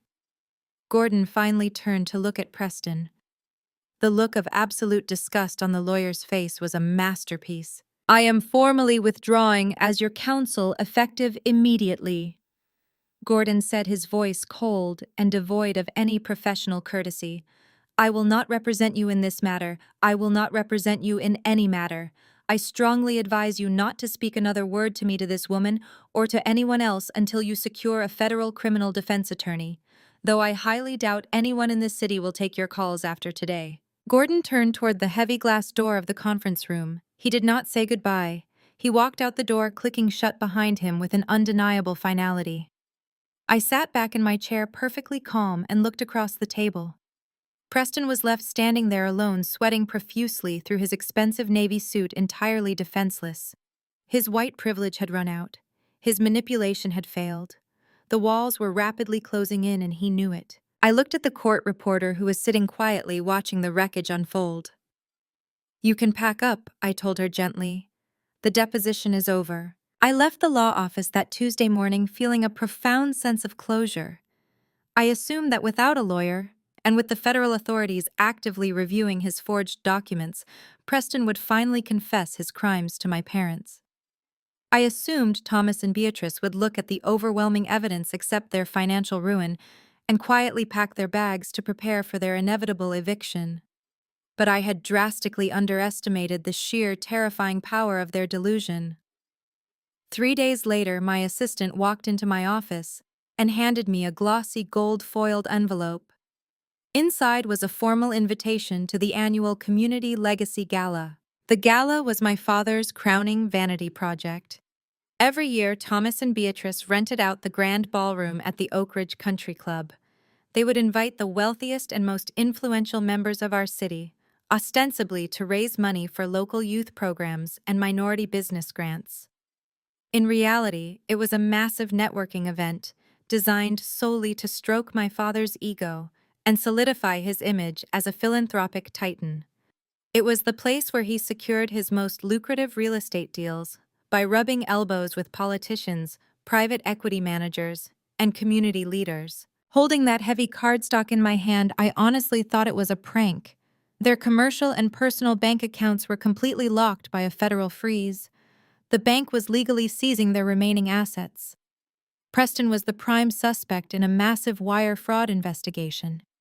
They did not have the cash to buy a cup of coffee, let alone fund a five-star catering service, a live band, and an open bar for 300 elite guests. But as I read the fine print on the elegant invitation, the true nature of their desperation became crystal clear. Thomas had slightly altered the wording on the invitation this year. Instead of just celebrating community achievements, the gala was billed as an exclusive opportunity to invest in a brand new, highly lucrative commercial development fund managed directly by the family. It was a blatant, desperate cash grab. Thomas was planning to stand on a stage in a rented tuxedo and solicit hundreds of thousands of dollars from unsuspecting friends, church members, and local business owners. He was going to use their investments to secretly pay off Preston's gambling debts, appease the federal investigators, and try to buy back the deed to the estate from me. I later found out exactly how my mother managed to keep the event from being canceled by the venue. Beatrice had spent the entire week calling the country club, the florists, and the caterers, crying on the phone about a sudden tragic banking error caused by a malicious third party. She weaponized her respectable church lady persona to absolute perfection. She begged the vendors for a grace period, promising them double payment the moment the gala concluded on Saturday night. She was essentially running a high-stakes Ponzi scheme just to keep the chandelier lights on for one more evening. My assistant also showed me Chantel's social media updates from that very morning. Despite her husband losing his legal representation and facing decades in federal prison, Chantel was posting live videos from a high-end boutique. She was filming herself trying on a sequined designer gown, captioning the video with hashtags about Black excellence and unbreakable generational wealth. The cognitive dissonance was staggering. Thomas had clearly convinced them all that if they just played their parts perfectly at the gala, they could charm their way out of a federal indictment. He demanded that Preston attend and smile for the cameras, forcing the entire family to actively participate in this collective delusion. Thomas was targeting the most vulnerable people in his social circle. He was specifically aiming for the older retirees in our congregation who had solid pensions and the newly successful small business owners who desperately wanted his validation. He was going to feed them a fabricated story about an exclusive ground floor opportunity. He would flash his charming deacon smile, shake their hands, and quietly steal their futures just to maintain his own fragile ego. I tossed the gold-foiled invitation onto my glass desk. I had spent the last week severing my ties and securing my own financial future. I had every right to simply stay home, pour a glass of expensive wine, and wait for the federal authorities to do their jobs. But I knew the people on that guest list. I knew the older couples from our church who had saved their whole lives and trusted my father implicitly. I knew the young entrepreneurs who would hand over their seed money because they genuinely believed Thomas was going to mentor them. I could not sit in my comfortable downtown apartment and let my father financially ruin innocent people to save his own skin. The family business was my burden for 6 years, and I was going to be the one to finally put it in the ground. The gala was scheduled for Saturday evening. Thomas and Beatrice were expecting a night of worshipful applause and blank checks. They were expecting to put a fresh coat of paint on a house that was already burning to the ground. I picked up my phone and called my lead corporate attorney. I told him to cancel his weekend plans and put on his best suit.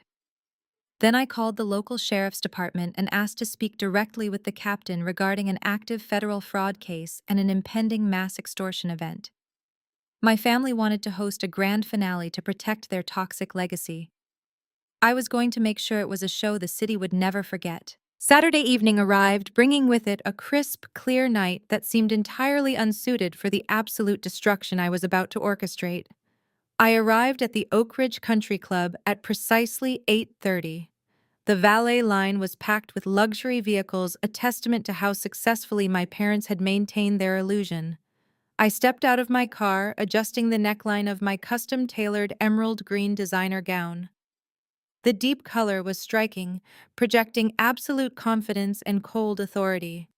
I did not come to blend in.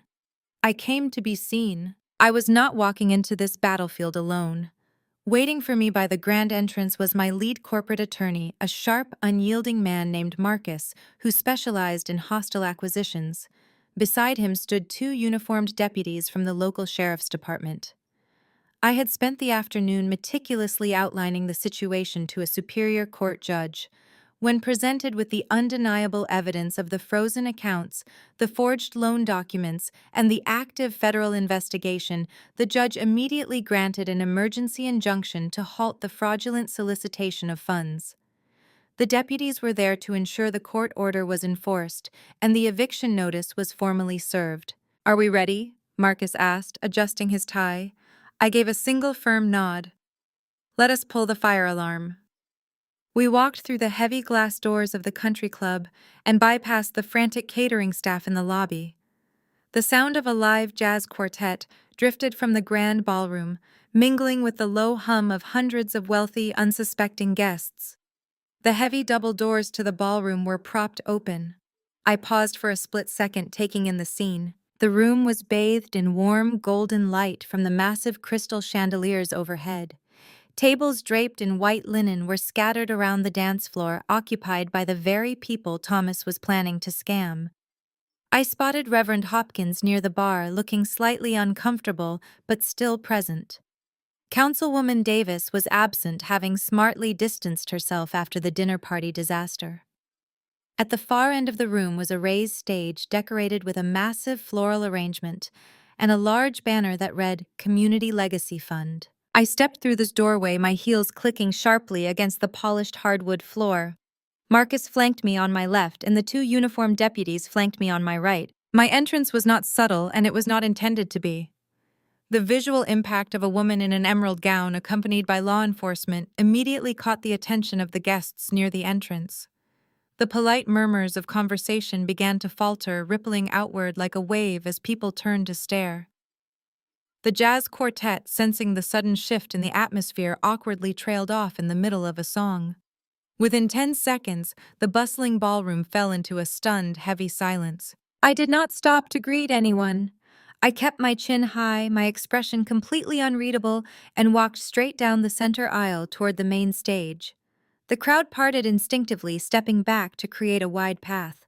I could hear the frantic whispers erupting in my wake as people recognized the deputies and realized this was not a planned part of the evening's entertainment. As I approached the front of the room, I saw my family sitting at the VIP table positioned directly below the stage. Beatrice was wearing a tight, uncomfortable smile, her eyes darting nervously around the room. Chantel sat next to her, draped in the sequined gown she had flaunted on social media, looking visibly annoyed that the attention was no longer focused on her. Preston was conspicuously absent from the table. But Thomas was not sitting down. Thomas was standing on the stage, gripping the microphone stand.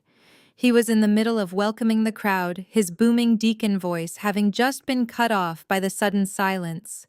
He stared down at me, his face morphing from forced charm to absolute naked terror.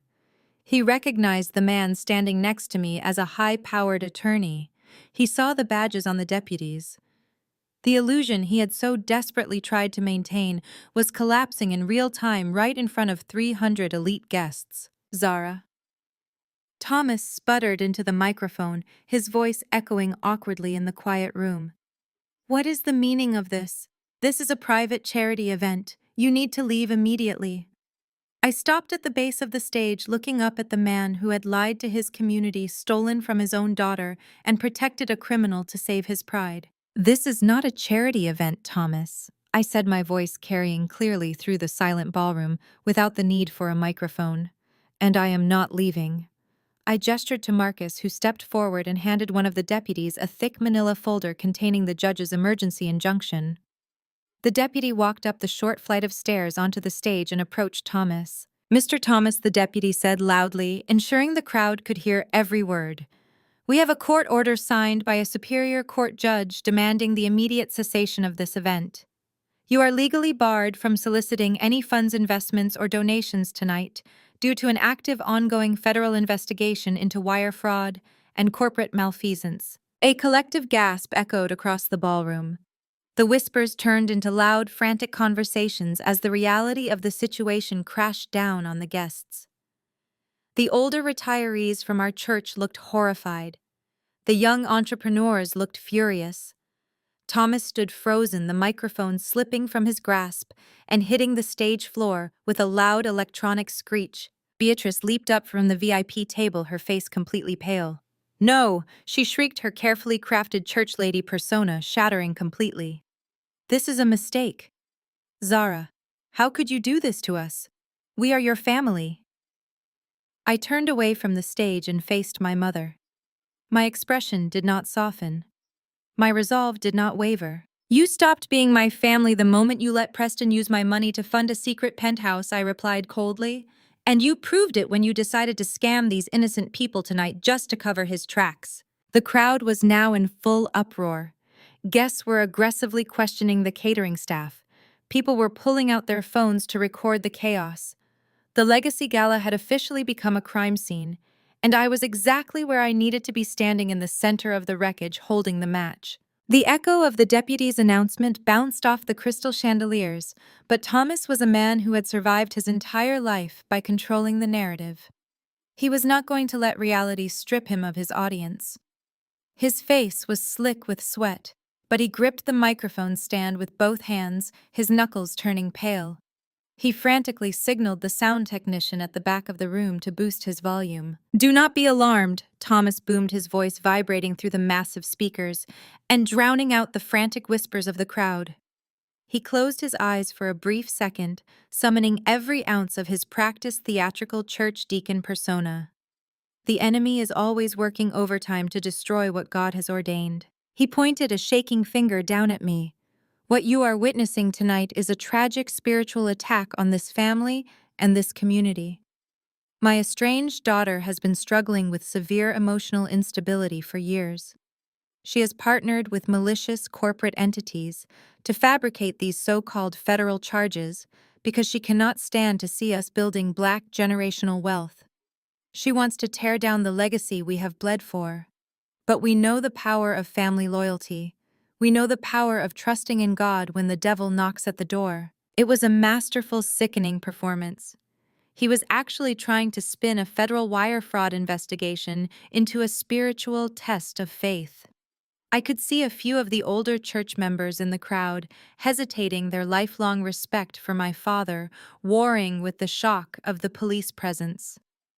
Thomas saw that hesitation and seized it. He waved his hand frantically toward the sides of the ballroom, gesturing for the country club's private security team. "Security!" Thomas ordered, his voice echoing with righteous indignation. "This is a private, closed event. Escort this woman and her hired actors off the premises immediately so we can continue our holy mission." 4 large men in black suits stepped out from the shadows of the ballroom doors, moving aggressively toward me, but they did not make it past the first row of tables. Marcus, my corporate attorney, stepped directly into their path. He did not raise his hands or shout.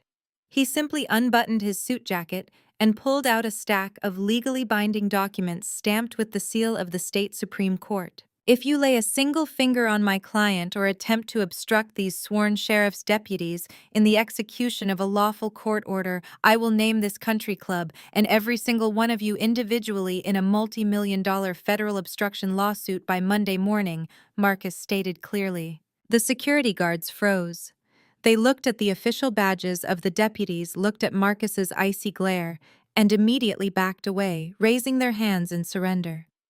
They were paid hourly to check tickets, not to interfere with a federal investigation. With the security threat neutralized, I began to walk up the short wooden staircase leading to the main stage.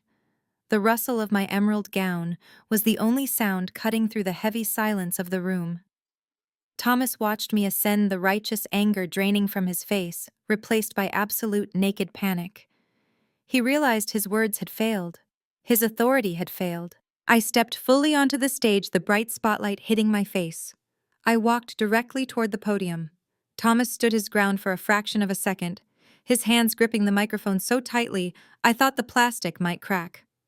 "Do not do this, Zara," he hissed, his voice dropping to a desperate whisper that only I could hear. "I am your father. I gave you life." I stopped inches away from him. I did not look at him with anger. I looked at him with the utter indifference you would give a stranger on the street. "You gave me life," I replied softly. And then you tried to make me pay rent on it for 35 years. Your lease is up. I reached out and wrapped my hand around the microphone. Thomas tried to pull it back, a pathetic, weak tug of resistance. I stared dead into his eyes, my grip unyielding. He saw the absolute void where his obedient daughter used to be. His shoulders slumped. The patriarch of the family, the man who had terrorized me with his expectations and demands for my entire life, finally broke. He released his grip, stepping back and shrinking into the shadows at the edge of the stage. I adjusted the microphone, looking out over the sea of faces in the grand ballroom. The crowd was completely silent, waiting for the final blow. My father just spoke to you about family loyalty and trusting in God. I began, my voice calm, resonant, and dripping with cold truth. He spoke to you about Black generational wealth. But let me be perfectly clear about what you are actually funding tonight. If you write a check to the Community Legacy Fund, your money is not going to local youth programs. It is not going to minority business grants. It is going directly to a criminal defense attorney. I paused, letting the reality sink into the minds of the wealthy investors and community leaders. The family real estate business has been completely bankrupt for 6 years. I continued, projecting my voice to the very back of the room. The only reason they have not lost their properties is because I personally paid their commercial mortgages out of my own pocket. But I stopped paying on Monday because my brother-in-law Preston forged my father's signature on federal loan applications and stole hundreds of thousands of dollars in equity to fund an illegal sports betting addiction and a secret luxury penthouse downtown. Gasps erupted from the crowd again. I looked down at the VIP table. Chantel was sobbing hysterically, finally realizing the extent of her public humiliation. Beatrice had her face buried in her hands, unable to look at the friends and neighbors she had tried to scam. My father knew about the federal investigation. I concluded, my tone sharp and final. He knew his accounts were frozen by the government. He invited you here tonight to run a desperate Ponzi scheme. He intended to steal your hard-earned pensions and your business capital just to cover his son-in-law's gambling debts and save his own pride. There is no legacy here. There is only a crime scene. Keep your checkbooks closed, and I suggest you all head toward the exits. I lowered the microphone. The room exploded into absolute chaos. The silence in the room broke, replaced by a deafening roar of outrage and panic. Guests jumped from their seats, knocking over crystal glasses and expensive centerpieces. The illusion Thomas had carefully maintained for decades was instantly and violently shattered in front of the entire city's elite. I stood on the stage, watching the chaos unfold with a terrifying calm. This was the empire my father had built. A house of cards constructed on lies, manipulation, and the exploitation of his own daughter. And now it was collapsing under the weight of the truth. Thomas stumbled backward, bumping into the large Community Legacy Fund banner. It tore from its moorings, draping over him like a shroud.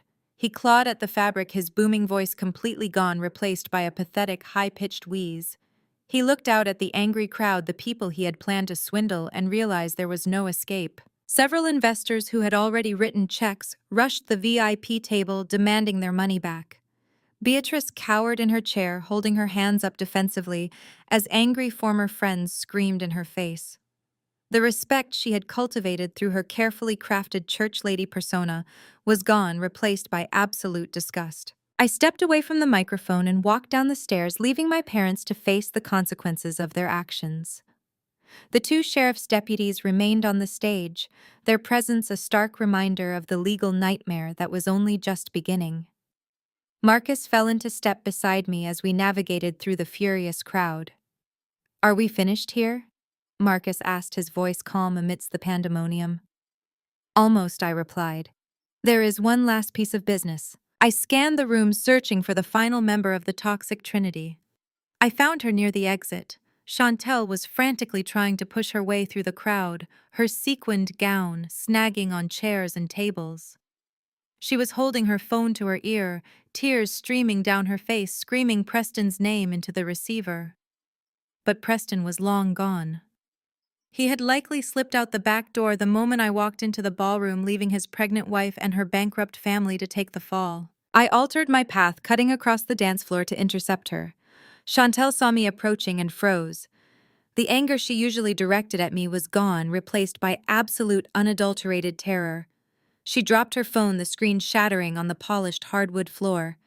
Zara, please, Chantel begged, her voice hoarse from screaming.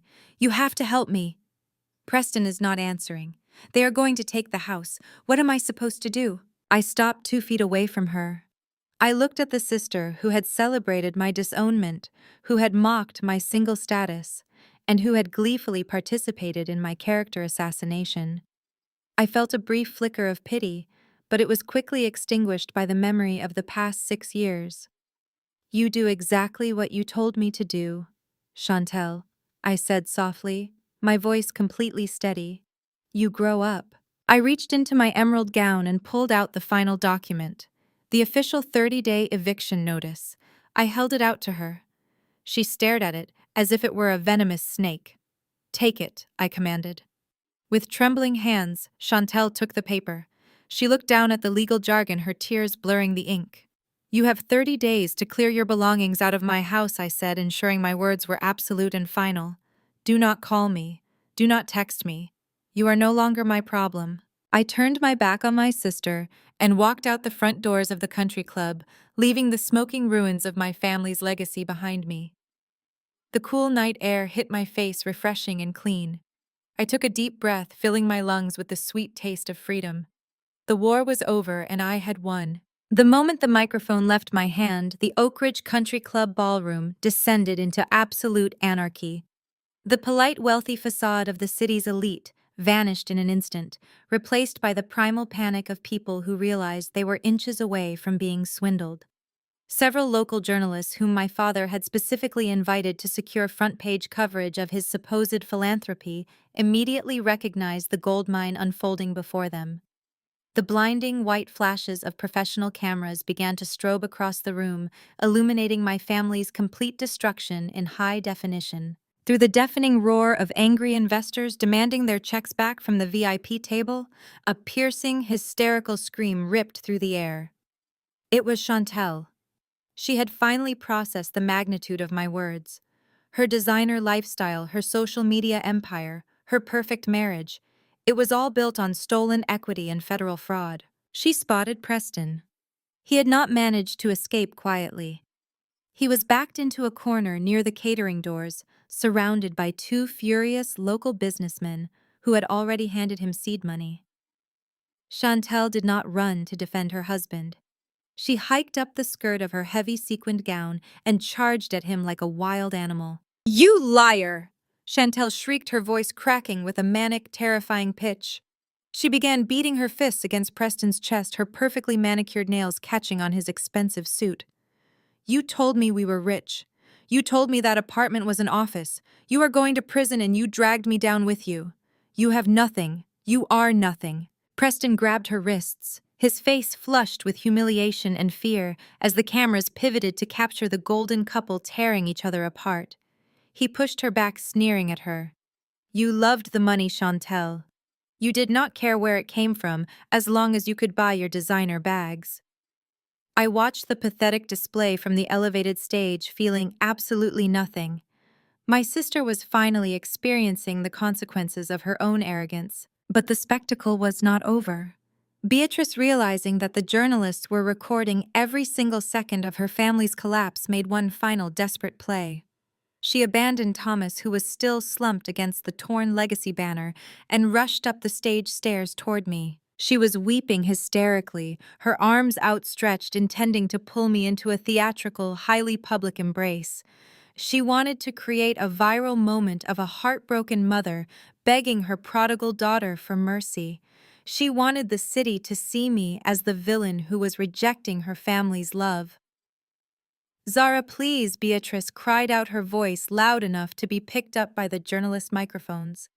Have mercy on us, baby. We are your blood.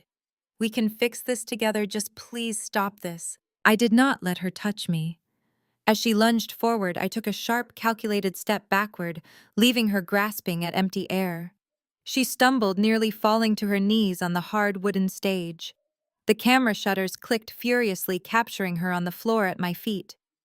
Do not perform for the cameras, mother, I said, my voice cutting through her fake sobs like ice. It is far too late for a redemption arc. I turned to Marcus, who was standing stoically by my side. He unclasped his leather briefcase and handed me a single crisp manila envelope. I looked down at Beatrice, who was staring up at me with mascara streaming down her cheeks, her eyes wide with a desperate, pleading terror. I held the envelope out and dropped it. It landed softly on the stage right next to her trembling hands. "What is this?" she whispered, her voice barely audible over the screaming crowd. "That is a formal, legally binding 30-day eviction notice," I stated, ensuring my words were loud and clear for the record. "I own the estate. You and Thomas have 30 days to pack up your personal belongings and vacate my property. If you are not gone by the end of the month, the deputies standing right over there will return to physically remove you." Beatrice let out a hollow, agonizing wail. It was the sound of a woman who had finally run out of lies to tell. Thomas covered his face with his hands. Chantel was still sobbing on the floor across the room. The toxic empire was officially dead. I turned my back on the stage, flanked by my legal team, and walked out of the ballroom, leaving them to burn in the fire they had started. The fallout was swift, absolute, and profoundly satisfying. Preston thought he could simply slip away from the country club and run from the wreckage he had created. He managed to hail a cab and headed straight for his secret downtown penthouse, intending to pack a bag and drain whatever offshore accounts had not yet been flagged by the authorities. He did not make it past the lobby.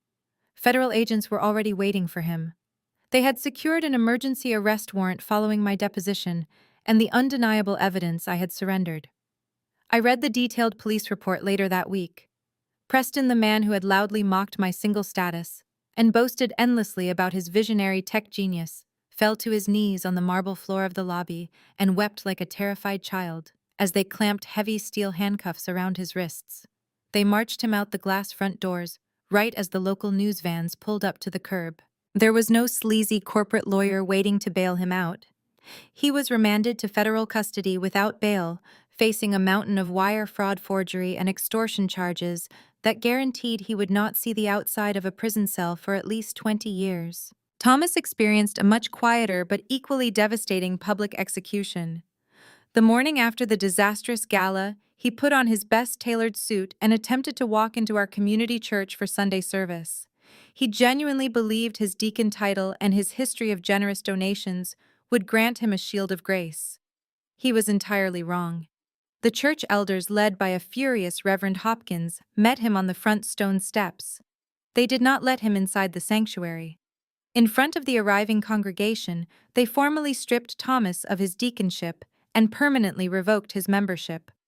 By Tuesday afternoon, the local community board held an emergency public vote and unanimously severed all ties with his real estate firm.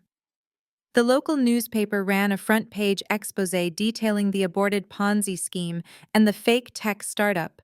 The banks moved swiftly, officially foreclosing on every single remaining commercial property in his portfolio. Thomas went from being the most respected Black patriarch in the city to a total pariah in less than 72 hours. He became completely radioactive, and his former wealthy friends would not even return his desperate phone calls. Then came Chantel's brutal reality check. The 30-day eviction clock I had set ticked down without an ounce of mercy. She spent the first 2 weeks frantically calling every wealthy influencer and socialite she had ever bought expensive drinks for, begging for a place to stay or a temporary cash loan. Every single one of them blocked her number. When the money vanished, her fake friends vanished right along with it. On the morning of the 30th day, the sheriff's deputies arrived at the estate precisely at 8 o'clock in the morning. Chantel and Beatrice were forced to drag their hastily packed garbage bags full of designer clothes out to the curb. There were no professional moving trucks because they could not afford to hire one. Chantel had to move into a cramped, dilapidated one-bedroom apartment on the industrial outskirts of the city. To pay her rent, the former golden child was forced to take a minimum wage job working the cash register at a discount retail store she used to openly mock. She now spends her days on her feet wearing a cheap polyester uniform, being yelled at by entitled customers while her husband rots in a federal lockup. Beatrice suffered the ultimate fate for a woman obsessed entirely with appearances. She lost her audience. The women at the country club who used to hang on her every word now gossiped relentlessly about her downfall. She and Thomas were forced to move into a tiny rundown rental property, living off a meager fixed income.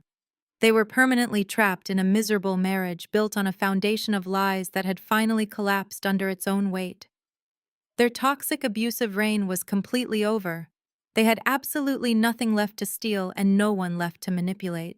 Exactly 1 month after the Legacy Gala, I stood on the expansive wraparound balcony of my new penthouse apartment. The night air was perfectly still, and the glittering skyline of the city stretched out before me like a sea of diamonds. I held a delicate crystal flute of vintage champagne, feeling the gentle fizz against the glass. The penthouse was a recent purchase, a physical manifestation of the empire I had quietly built, while my family was busy trying to tear me down. Inside my massive open-concept living room, a private celebration was in full swing. Soft, sophisticated jazz floated through the high-end sound system, mingling with the warm, genuine laughter of my guests. This was not a room full of sycophants, fake politicians, or desperate investors. This was my real family. My lead corporate attorney Marcus was standing by the marble kitchen island, excitedly discussing our consulting firm's latest multi-million-dollar corporate acquisition with my senior partners. My closest friends, the women who had supported me through every late-night study session and every moment of doubt, were lounging on my velvet sofas, completely at ease. There was no tension. There were no hidden agendas, forced smiles, or emotional traps. There was only mutual respect and unconditional support. I took a slow sip of my champagne, savoring the crisp taste when the peace on the balcony was broken by a soft buzz from my pocket. I pulled out my phone and looked at the glowing screen. It was a text message from an unknown number, but I recognized the frantic, manipulative tone immediately. It was my mother. She must have borrowed a prepaid phone to bypass the block I had put on her primary number weeks ago. I opened the message. It read, "We have nothing. The house is gone. Your sister is struggling to pay for groceries. How could you do this to your own blood? We need you. Please call me back." I stared at the glowing white text against the dark background of the screen. A year ago, a message exactly like that would have sent a spike of pure adrenaline and paralyzing guilt straight through my chest. I would have dropped everything, opened my checkbook, and rushed to their rescue, desperate to buy the love they were inherently incapable of giving me. I would have sacrificed my own stability just to see a brief conditional smile on my father's face. But standing there under the bright city lights, I searched my heart and found absolutely nothing. There was no lingering anger, there was no sadness. There was just a vast, peaceful emptiness where my childhood trauma used to live. They were not my blood, they were just parasites who had finally been severed from their host. I finally understood that my worth was never tied to my ability to fund their delusions. I did not type a reply. I did not owe her an explanation, a defense, or an apology. I simply swiped left on the message thread and pressed delete. I then permanently blocked the new number, ensuring she could never reach through the digital void to disrupt my peace again. I slid the phone back into my pocket, the screen going dark and silent. I turned my back on the sprawling city below and looked through the floor-to-ceiling glass doors at the bright, vibrant life waiting for me inside. I watched Marcus raise his glass in a toast and my friends cheer in joyful response. I smiled, a genuine, radiant expression that reached all the way to my eyes. I pushed the heavy glass door open and stepped back inside the warmth of my real home. I had survived the fire, I had reclaimed my worth, and I had finally built a beautiful empire where I am the absolute only one holding the keys. The greatest lesson we can take from Zara's journey is that toxic loyalty is a dangerous trap. For too long, society has pushed the narrative that you must endure abuse simply because someone shares your bloodline. However, biology does not grant anyone the right to exploit your hard work, drain your resources, or disrespect your peace. True legacy is never built on enduring silent suffering. It is built on accountability, self-respect, and unbreakable boundaries. Walking away from the people who constantly tear you down isn't a selfish act. It is an act of profound self-preservation. You simply cannot build your own empire while financing someone else's delusion. If you have ever found the courage to cut toxic ties and build your own table, hit the like button, subscribe, and share your story of freedom in the comments below.